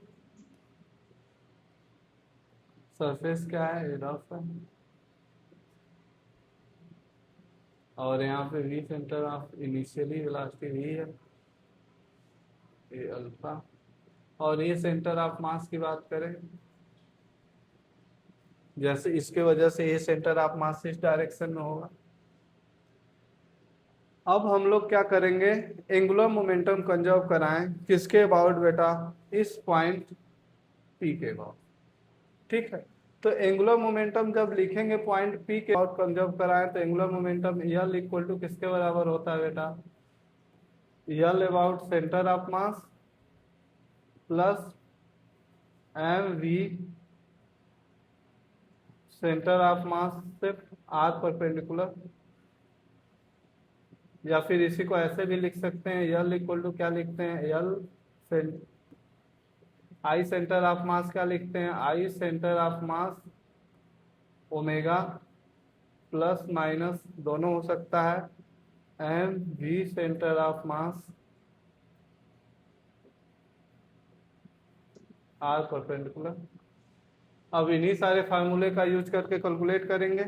यहाँ पे देखो, अगर एंगुलर मोमेंटम कंजर्व कराते हैं तो इनिशियली ओमेगा है ही नहीं, जीरो, रोटेशनल एंगुलर, फिर वेलोसिटी की वजह से तो m v naught perpendicular distance r, final about centre of mass, तो I centre of mass m are square by 2 into omega, और प्लस इसका वी सेंटर, जो वेलोसिटी कुछ टाइम बाद जो सेंटर ऑफ मास की velocity v centre of mass लिखे हैं, तो m V centre of mass R, यही होगा।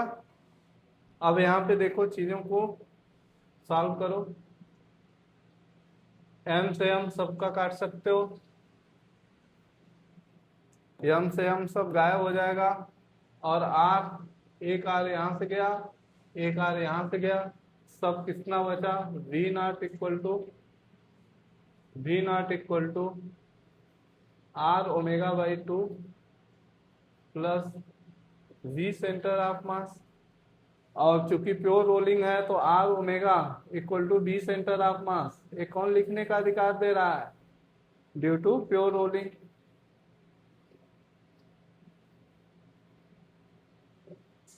प्योर रोलिंग के केस में आराम से हम लोग लिख सकते हैं, यानी हमारा V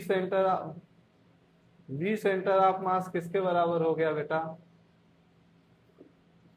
2V0/3 के बराबर हो गया। वही आ गया जो पीछे आया था। ठीक, चलो एक और क्वेश्चन बढ़ाते हैं, इसमें कुछ और पूछ लेते हैं तुमसे। क्या पूछेंगे, find distance travel by centre of mass up to pure rolling start. Find distance travel by centre of mass in time interval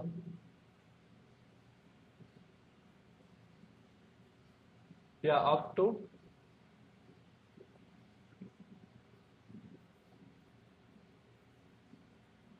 pure rolling.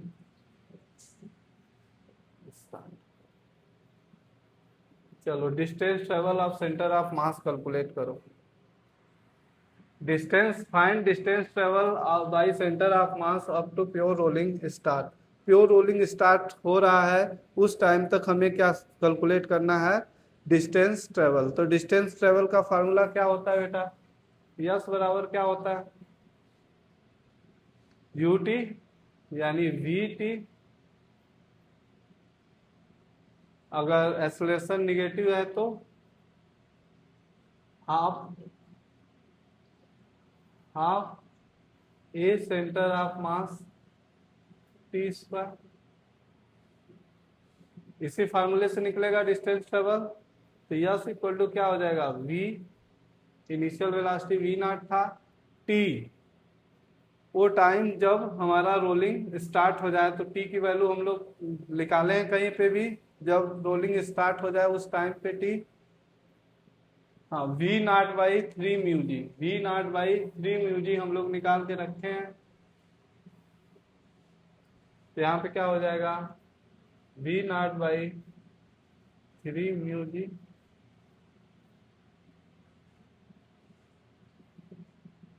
Minus half acceleration of centre of mass कितना निकाले थे, minus mu g,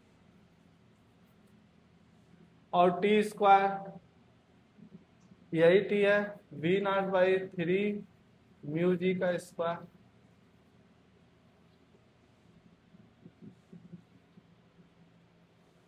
तो यहां से क्या हो जाएगा बेटा, ये V0 स्क्वायर/3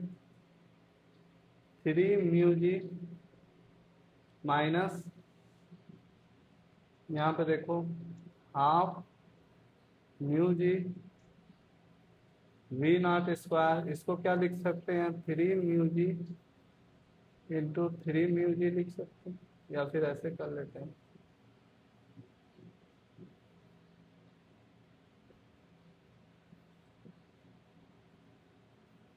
एक म्यू जी से एक म्यू जी को काट सकते हैं।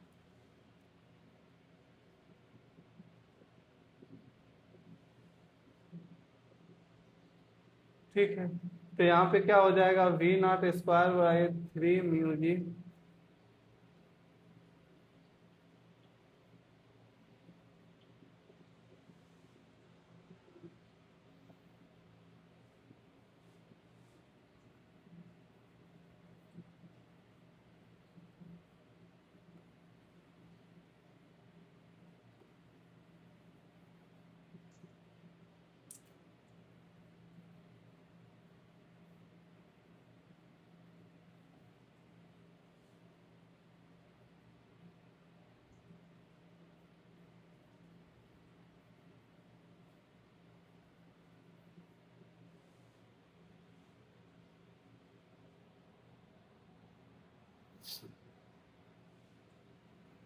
छतरी 18 यानी 6, एक घट गया तो 5।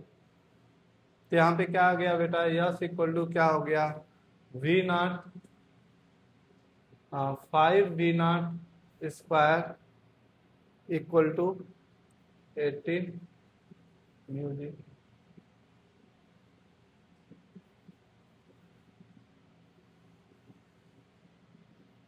तो यहाँ पे पेज बदल लेते हैं बेटा, थोड़ा अच्छे से करते हैं फिर से। क्वेश्चन लिखो, find work done by friction until pure rolling start. Find work done by friction until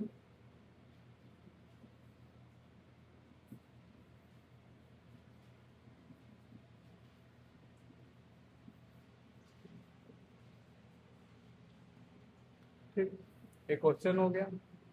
कह रहा है वर्क डन बाय फ्रिक्शन बताओ जब प्योर रोलिंग स्टार्ट हो जाता है। ठीक, सोचो कैसे कैलकुलेट करोगे।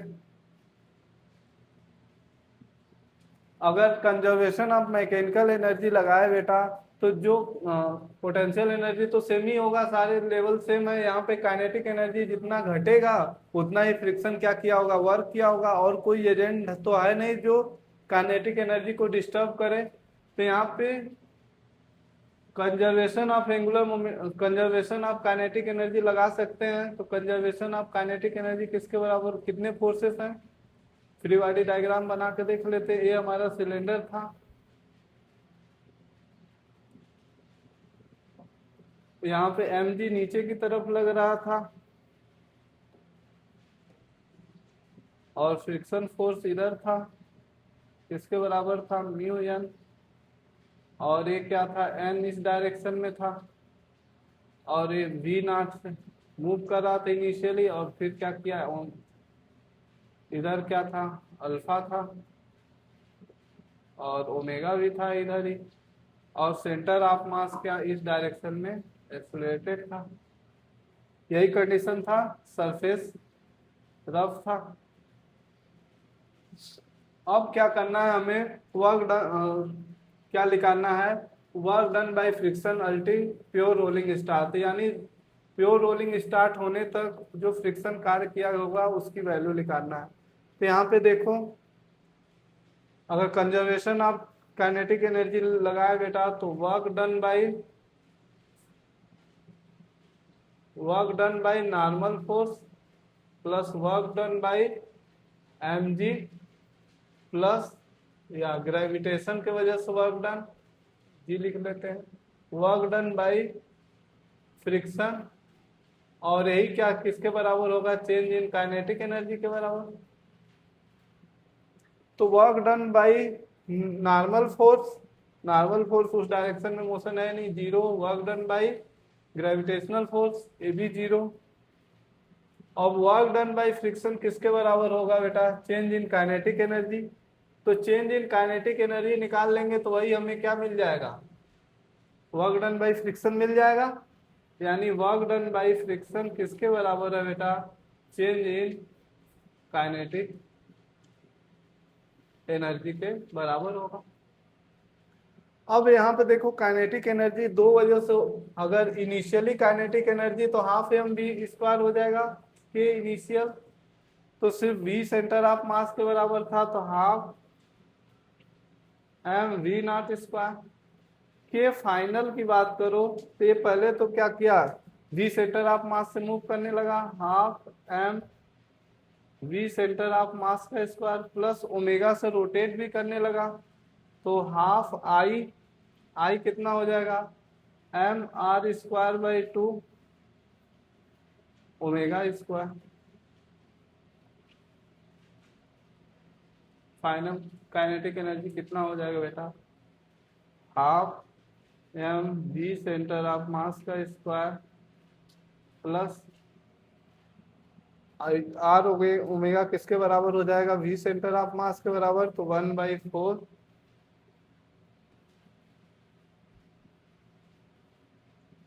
एम भी सेंटर ऑफ मास का स्क्वायर, और एक किसके बराबर हो जाएगा बेटा, 2 3/4 एम भी सेंटर ऑफ मास के।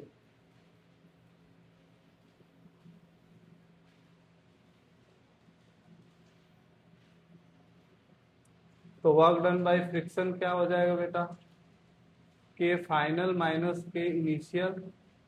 के फाइनल कितना है, 3/4 एम। अच्छा यहाँ पे वी सेंटर ऑफ मास की वैल्यू भी रख देते हैं बेटा, अभी रुको।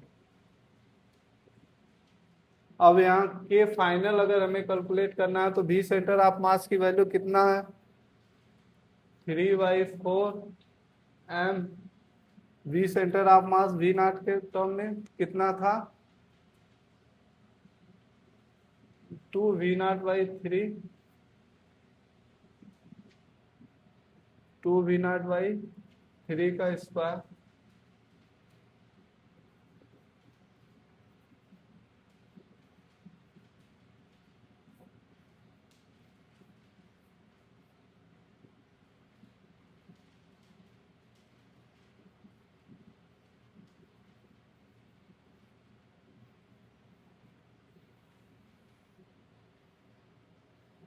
Work done by friction K final minus K initial. K final क्या हो जाएगा, 3M V0 स्क्वायर, क्या है, ½ M V0 स्क्वायर। और एक किसके बराबर हो जाएगा बेटा, अगर एलसीएम क्या ले लिए, 6 ले लिए, तो ये क्या हो जाएगा, 2M V square 3M V square, मतलब M V0 स्क्वायर।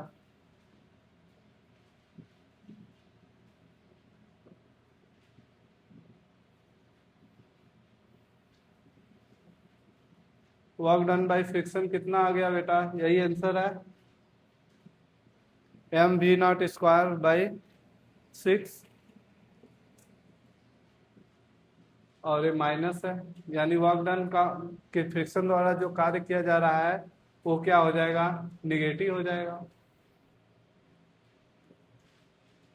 अब यहाँ पे देखो बेटा, यहाँ पे थोड़ा सा देखो, जैसे ये अपना सिलेंडर था, ये रफ रफ सरफेस पे सिलेंडर लाई कर रहा है।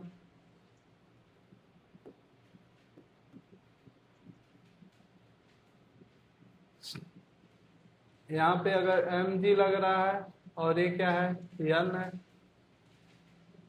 और ये क्या है, V0 से इनिशियली था, अल्फा ओमेगा। ये सेंटर ऑफ मास इस डायरेक्शन में, और इधर एक फोर्स लग रहा है जिसे फ्रिक्शन फोर्स बोल रहे थे, और ये किसके बराबर था, म्यू एन के बराबर।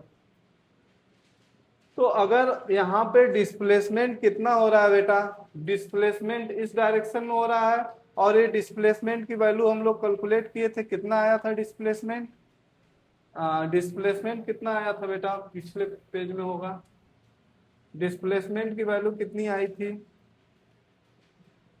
5V0 V²/18 μg। ठीक है, यहाँ पे डिस्प्लेसमेंट या सेक्टर ऑफ मास कितना आया था, 5/18 V0² ये डिस्प्लेसमेंट हो गया, और फोर्स इसके बराबर है, तो वर्क डन बाय फ्रिक्शन यहाँ भी तो कैलकुलेट कर सकते थे, work done by friction, friction force dot product किसका ले लेते, यक्स सेंटर ऑफ मास, यानी मल्टीप्लाई कर देते, और दोनों अपोजिट, फ्रिक्शन फोर्स इस डायरेक्शन में, डिस्प्लेसमेंट इस डायरेक्शन में, दोनों अपोजिट डायरेक्शन में, तो यानी फ्रिक्शन फोर्स किसके बराबर है, mu m g dot 5/18 V0² mu g, और दोनों अपोजिट डायरेक्शन में, तो cos 180 -1। अब यहां से वर्क डन बाय फ्रिक्शन निकाले तो कितना आ गया बेटा, मल्टीप्लाई किए हो तो जी से जी काट दे,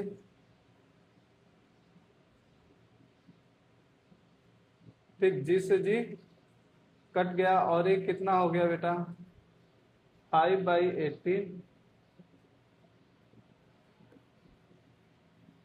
minus 5/18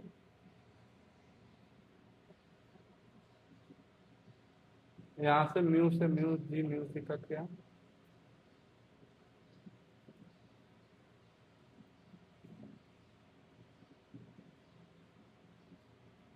mu m g dot 5/18 mu m g. तो यहाँ पे क्या हो जाएगा 5/18 वी नॉट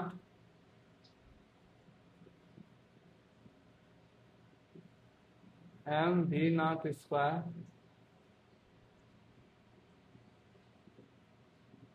यही आ गया। अब यहाँ पे देखो जब हम डॉट प्रोडक्ट से यानी वर्क डन बाय फ्रिक्शन जब हम लोग कैलकुलेट किए यहाँ पे फ्रिक्शन डॉट प्रोडक्ट किसका एफ सेंटर ऑफ मास, तो यहाँ पे जो वर्क डन आया बेटा वो इतना आया और ये इतना आया, दोनों डिफरेंस है। ए वाला तो सही है पर ए वाला क्या है गलत है। अब इतना आपको रोटेशनल मोशन पढ़ाए हैं, अब आपको बताना पड़ेगा कि ये गलत है तो क्यों गलत है और कैसे इसको सही होगा और कैसे इसको सही किया जा सकता है। ये गलत है तो क्यों गलत है ये बताना पड़ेगा आपको और फिर इसको कैसे सही किया जा सकता है। चलो सोचो, ये तो आपको बताना ही पड़ेगा बेटा। अब यहाँ पे क्यों गलत है पहले इस बात की जिक्र कर लिया जाए।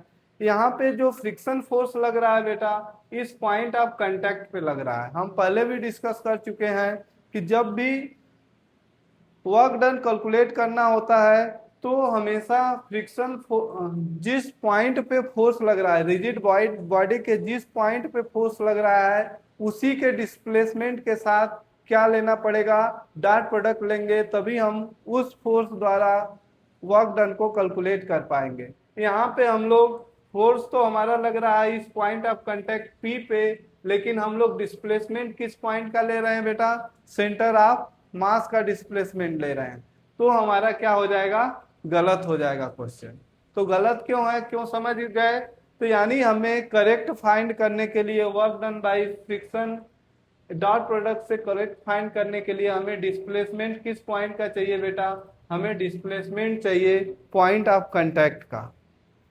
अगर पॉइंट ऑफ कांटेक्ट का डिस्प्लेसमेंट निकाल लेंगे तो हमारा क्या हो जाएगा क्वेश्चन सही हो जाएगा। ठीक है, तो इसको कैसे सही करें करेक्शन देखेंगे।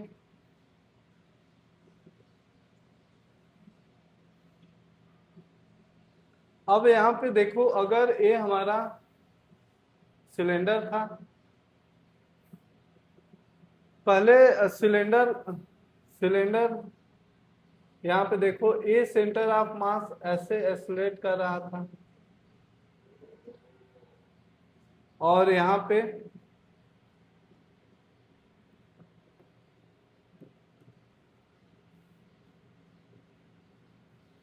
न्यू यंग फ्रिक्शन फोर्स लग रहा है। ठीक है, तो इसी पॉइंट का हमें डिस्प्लेसमेंट चाहिए। तो पहले हम लोग इसका एक्सेलरेशन ऑफ सेंटर ऑफ मास, अगर यहाँ पे टोटल एक्सेलरेशन की बात करें तो जैसे ही फोर्स लगा तो ये क्या कर रहा था अल्फा से, तो अल्फा के वजह से भी आएगा। तो यहाँ पे अगर net acceleration of point P की बात करें तो ये दोनों एक्सेलरेशन के सम के बराबर होगा। पहला म्यू जी यानी कह सकते हैं acceleration of centre of mass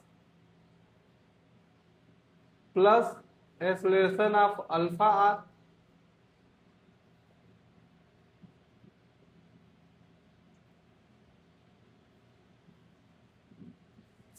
alpha r. तो यहाँ पे अल्फा आर की वैल्यू यानी एक्सेलरेशन ऑफ पॉइंट पी हमें यहाँ से पता चल जाएगा और एक किसके बराबर होगा, ए तो है म्यू जी के बराबर इसी डायरेक्शन में, और अल्फा की वजह से भी एक्सेलरेशन इसी डायरेक्शन में आ रहा है और एक किसके बराबर हो जाएगा बेटा ये आएगा, पिछले पेज पे जाना पड़ेगा। यहाँ पे अल्फा कितना कैलकुलेट किया गया है, शुरुआत में कैलकुलेट किए थे टू म्यू जी बटे आर। कितना अल्फा कैलकुलेट किए हैं बेटा? टू म्यू जी बटे आर, यहाँ पे मल्टीप्लाई कर देंगे, आर से आर कट जाएगा, तो ए पी क्या हो जाएगा, एक्सेलरेशन ऑफ पॉइंट पी कितना हो जाएगा, 3 म्यू जी। और डिस्प्लेसमेंट कैलकुलेट करना है, तो डिस्प्लेसमेंट कैसे कैलकुलेट करोगे बेटा? एक्स पी यू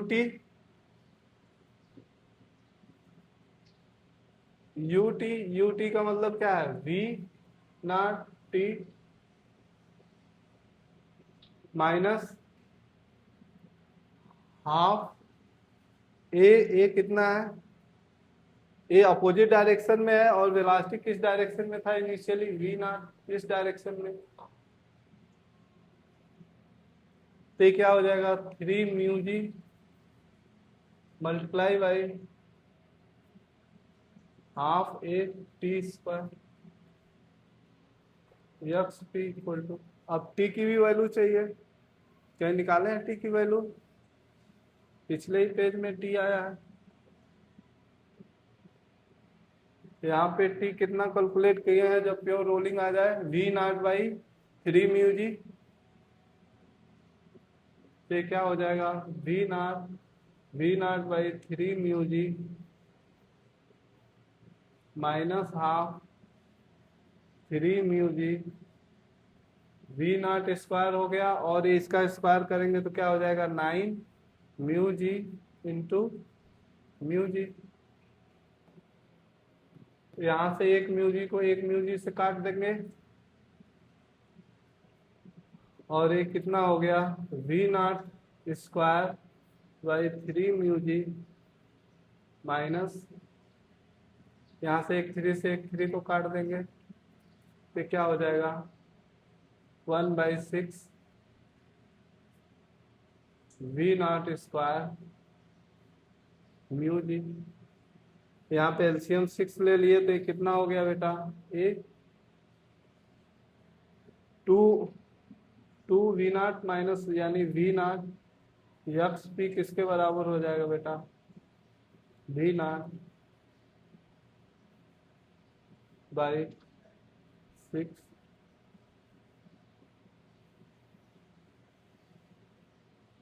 ये हमें डिस्प्लेसमेंट पता चल गया।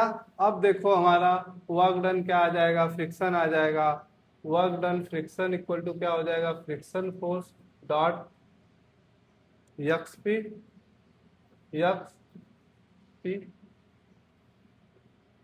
अब यहाँ पे क्या हो जाएगा, फ्रिक्शन फोर्स कितना है, फ्रिक्शन फोर्स कितना आया था बेटा, mu m g dot v not by 6 mu g cos 180 क्या हो जाएगा, -1, तो यहाँ से क्या हो जाएगा बेटा, म्यू जी से म्यू जी कट हो जाएगा, और वर्क डन बाई फ्रिक्शन कितना आ जाएगा, v nought divide by v nought am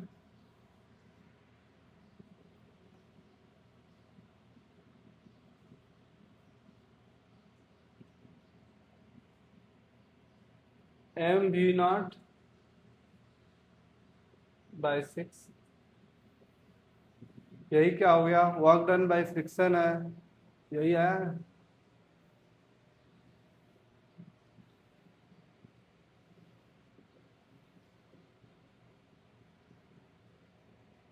sorry ये वी नॉट स्क्वायर, करेक्ट हो गया बेटा। तो थैंक यू, आज के क्लास में इतना ही, अगले क्लास में कुछ और क्वेश्चन सॉल्व किया जाएगा। तो यहाँ पे पेज बदल लेते हैं बेटा, थोड़ा अच्छे से करते हैं, फिर से क्वेश्चन लिखो, find work done by friction until pure rolling start, find work done by friction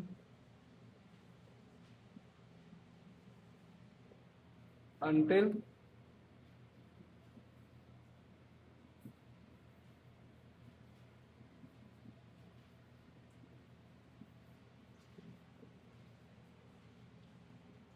ठीक, एक क्वेश्चन हो गया। कह रहा है वर्क डन बाय फ्रिक्शन बताओ जब प्योर रोलिंग स्टार्ट हो जाता है। ठीक, सोचो कैसे कैलकुलेट करोगे। अगर कंजर्वेशन ऑफ मैकेनिकल एनर्जी लगाए बेटा तो जो पोटेंशियल एनर्जी तो सेम ही होगा, सारे लेवल सेम है। यहाँ पे काइनेटिक एनर्जी जितना घटेगा उतना ही फ्रिक्शन क्या किया होगा, वर्क किया होगा, और कोई एजेंट तो है नहीं जो काइनेटिक एनर्जी को डिस्टर्ब करे। तो यहाँ पे conservation of angular conservation of kinetic energy लगा सकते हैं। तो कंजर्वेशन ऑफ काइनेटिक एनर्जी किसके बराबर, कितने फोर्सेस हैं, फ्री बॉडी डायग्राम बना के देख लेते। ये हमारा सिलेंडर था, यहाँ पे mg नीचे की तरफ लग रहा था और फ्रिक्शन फोर्स इधर था, किसके बराबर था, mu N.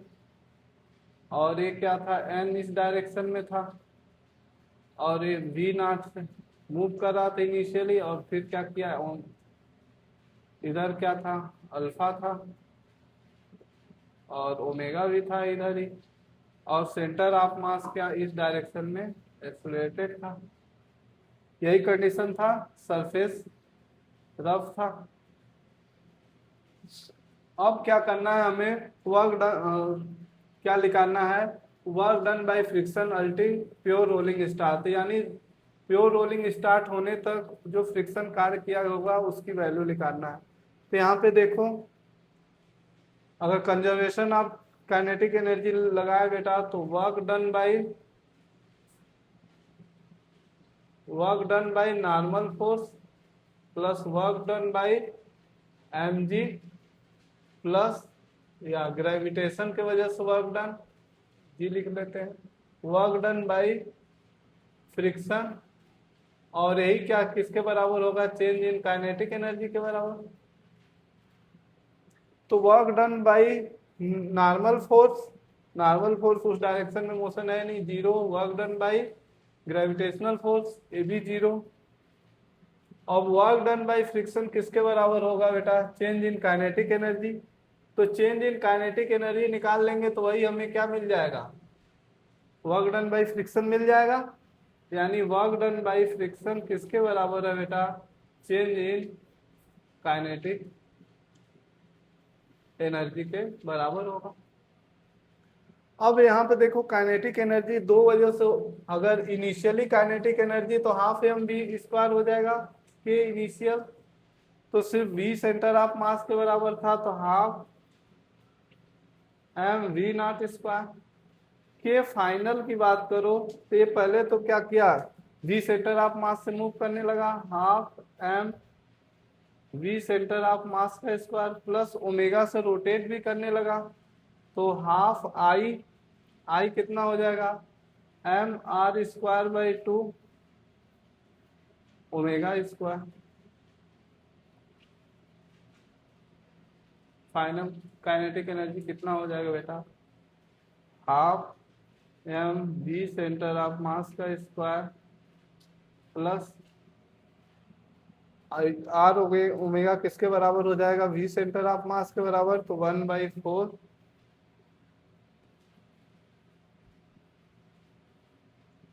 M v centre of mass का स्क्वायर, और एक किसके बराबर हो जाएगा बेटा, 3/4 m v centre of mass के।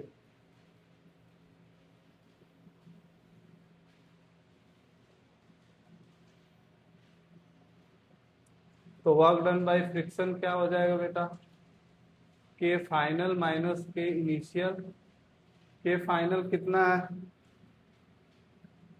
3/4 एम। अच्छा यहाँ पे v सेंटर ऑफ मास की वैल्यू भी रख देते हैं बेटा, अभी रुको। अब यहाँ के फाइनल अगर हमें कैलकुलेट करना है तो v सेंटर ऑफ मास की वैल्यू कितना है, 3/4 m v centre of mass v nought के टर्म में कितना था, 2 v नॉट बाई 3 2v0/3 का स्क्वायर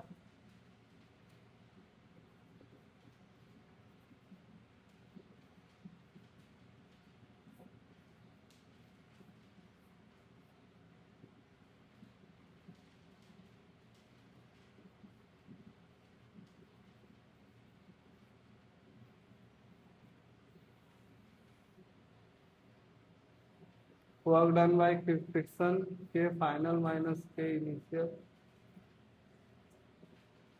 ये फाइनल क्या हो जाएगा 3m v0 स्क्वायर, क्या है हाफ एम v0 स्क्वायर, और ये किसके बराबर हो जाएगा बेटा, अगर एलसीएम क्या ले लिए 6 ले लिए तो ये क्या हो जाएगा 2m v square 3m v square, मतलब m v0 स्क्वायर।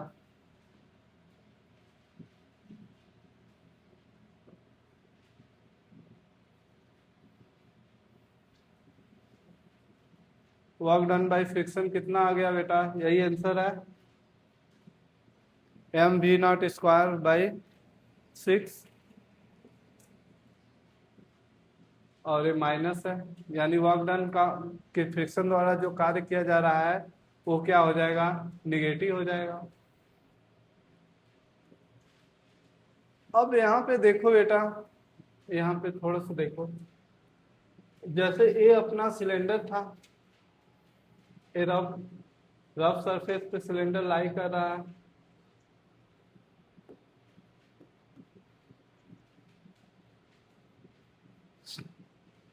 यहाँ पे अगर mg लग रहा है और ये क्या है n है, और ये क्या है v0 से इनिशियली था अल्फा ओमेगा, ये सेंटर ऑफ मास इस डायरेक्शन में, और इधर एक फोर्स लग रहा है जिसे फ्रिक्शन फोर्स बोल रहे थे, और ये किसके बराबर था म्यू एन के बराबर। तो अगर यहाँ पे डिस्प्लेसमेंट कितना हो रहा है बेटा, डिस्प्लेसमेंट इस डायरेक्शन में हो रहा है, और ये डिस्प्लेसमेंट की वैल्यू हम लोग कैलकुलेट किए थे, कितना आया था डिस्प्लेसमेंट, डिस्प्लेसमेंट कितना आया था बेटा, पिछले पेज में होगा, डिस्प्लेसमेंट की वैल्यू कितनी आई थी 5v0 v² / 18 μg, ठीक है। यहाँ पे डिस्प्लेसमेंट या सेक्टर ऑफ मास कितना आया था 5/18 v0² / μg, ये डिस्प्लेसमेंट हो गया, और फोर्स इसके बराबर है, तो वर्क डन बाय फ्रिक्शन यहाँ भी तो कैलकुलेट कर सकते थे, work done by friction force dot product किसका ले लेते यक सेंटर ऑफ मास, यानी मल्टीप्लाई कर देते, और दोनों अपोजिट, फ्रिक्शन फोर्स इस डायरेक्शन में, डिस्प्लेसमेंट इस डायरेक्शन में, दोनों अपोजिट डायरेक्शन में, तो यानी फ्रिक्शन फोर्स किसके बराबर है mu mg dot 5/18 v0² mu g, और दोनों अपोजिट डायरेक्शन में, तो cos 180 -1। अब यहां से वर्क डन बाय फ्रिक्शन निकाले तो कितना आ गया बेटा, मल्टीप्लाई किए हो तो जी से जी काट दे,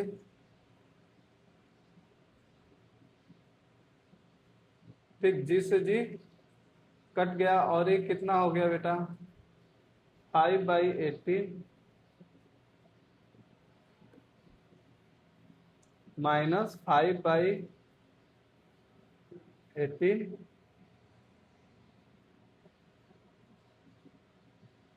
यहाँ से म्यू जी कट गया,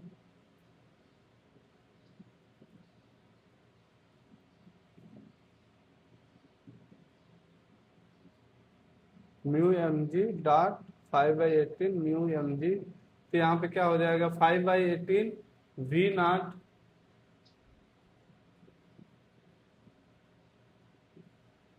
m v0²,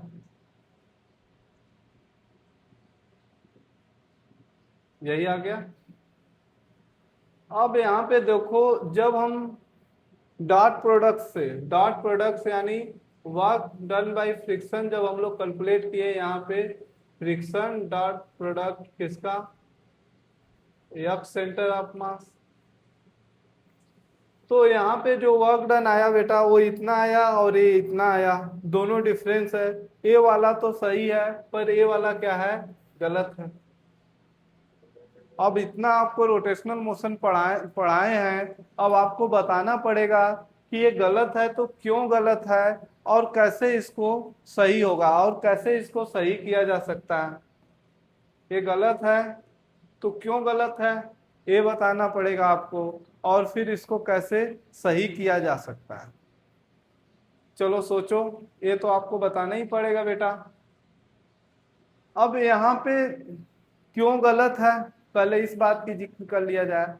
यहाँ पे जो फ्रिक्शन फोर्स लग रहा है बेटा, इस पॉइंट ऑफ कांटेक्ट पे लग रहा है। हम पहले भी डिस्कस कर चुके हैं कि जब भी वर्क डन कैलकुलेट करना होता है तो हमेशा फ्रिक्शन जिस पॉइंट पे फोर्स लग रहा है, रिजिड बॉडी के जिस पॉइंट पे फोर्स लग रहा है उसी के डिस्प्लेसमेंट के साथ क्या लेना पड़ेगा, डॉट प्रोडक्ट लेंगे, तभी हम उस फोर्स द्वारा वर्क डन को कैलकुलेट कर पाएंगे। यहाँ पे हम लोग फोर्स तो हमारा लग रहा है इस पॉइंट ऑफ कांटेक्ट पी पे, लेकिन हम लोग डिस्प्लेसमेंट किस पॉइंट का ले रहे हैं बेटा, सेंटर ऑफ मास का डिस्प्लेसमेंट ले रहे हैं।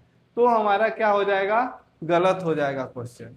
तो गलत क्यों है, क्यों समझ गए। तो यानी हमें करेक्ट फाइंड करने के लिए work done by friction dot product से करेक्ट फाइंड करने के लिए हमें डिस्प्लेसमेंट किस पॉइंट का चाहिए बेटा, हमें डिस्प्लेसमेंट चाहिए पॉइंट ऑफ कांटेक्ट का। अगर पॉइंट ऑफ कांटेक्ट का डिस्प्लेसमेंट निकाल लेंगे तो हमारा क्या हो जाएगा, क्वेश्चन सही हो जाएगा। ठीक है, तो इसको कैसे सही करें, करेक्शन देखेंगे।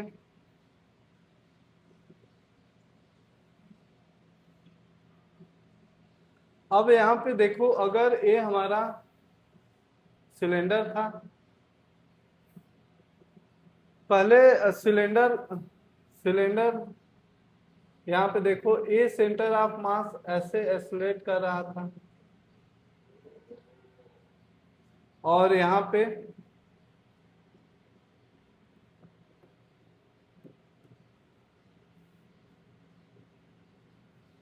म्यू यंग फ्रिक्शन फोर्स लग रहा है। ठीक है, तो इसी पॉइंट का हमें डिस्प्लेसमेंट चाहिए। तो पहले हम लोग इसका एक्सेलरेशन ऑफ सेंटर ऑफ मास, अगर यहाँ पे टोटल एक्सेलरेशन की बात करें तो जैसे ही फोर्स लगा तो ये क्या कर रहा था, अल्फा से, तो अल्फा के वजह से भी आएगा। तो यहाँ पे अगर net acceleration of point P की बात करें तो ये दोनों एक्सेलरेशन के सम के बराबर होगा। पहला म्यू जी, यानी कह सकते हैं acceleration of centre of mass plus acceleration of alpha are.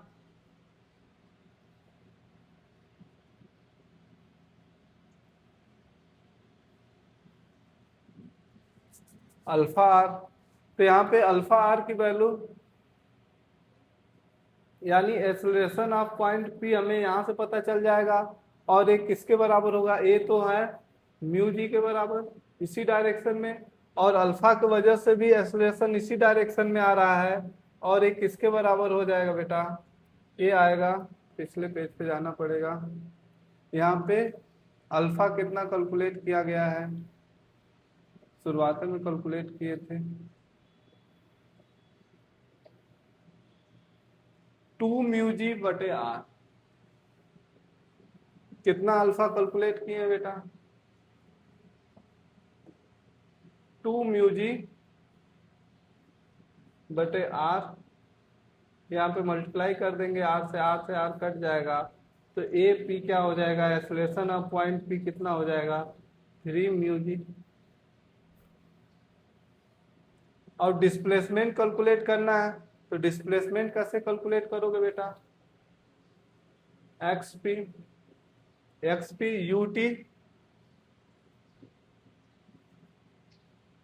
UT का मतलब क्या है, v naught t minus half a कितना है, ए अपोजिट डायरेक्शन में है और वेलोसिटी किस डायरेक्शन में था इनिशियली, वी नॉट इस डायरेक्शन में,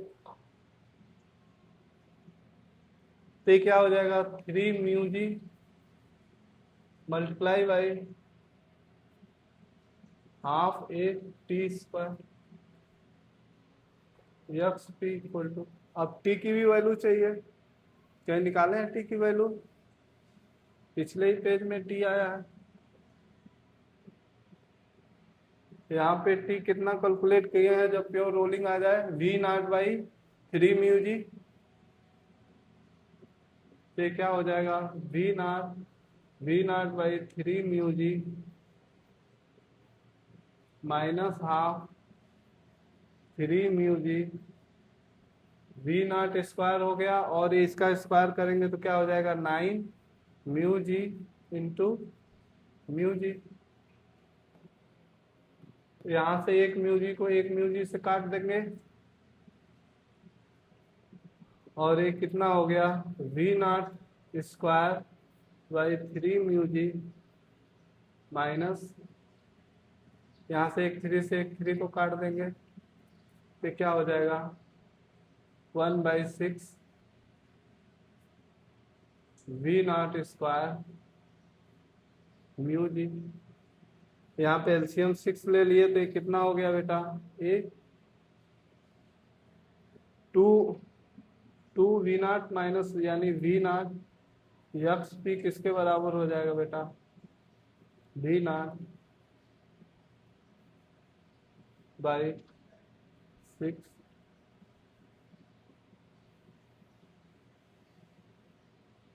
ये हमें डिस्प्लेसमेंट पता चल गया। अब देखो हमारा वर्क डन क्या आ जाएगा, फ्रिक्शन आ जाएगा, work done friction equal to क्या हो जाएगा, friction force dot x P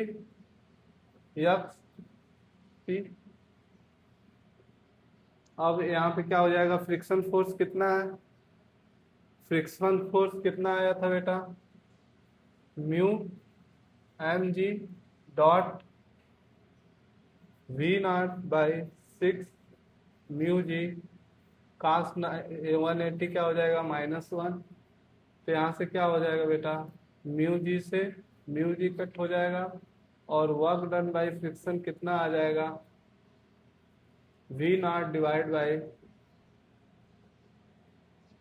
V nought am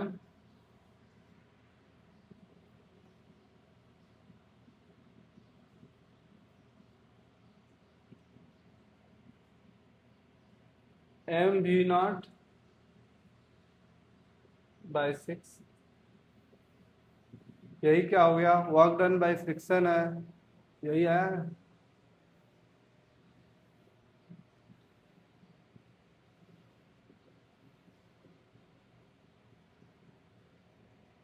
sorry ये वी नॉट स्क्वायर, करेक्ट हो गया बेटा। तो थैंक यू, आज के क्लास में इतना ही, अगले क्लास में कुछ और क्वेश्चन सॉल्व किया जाएगा।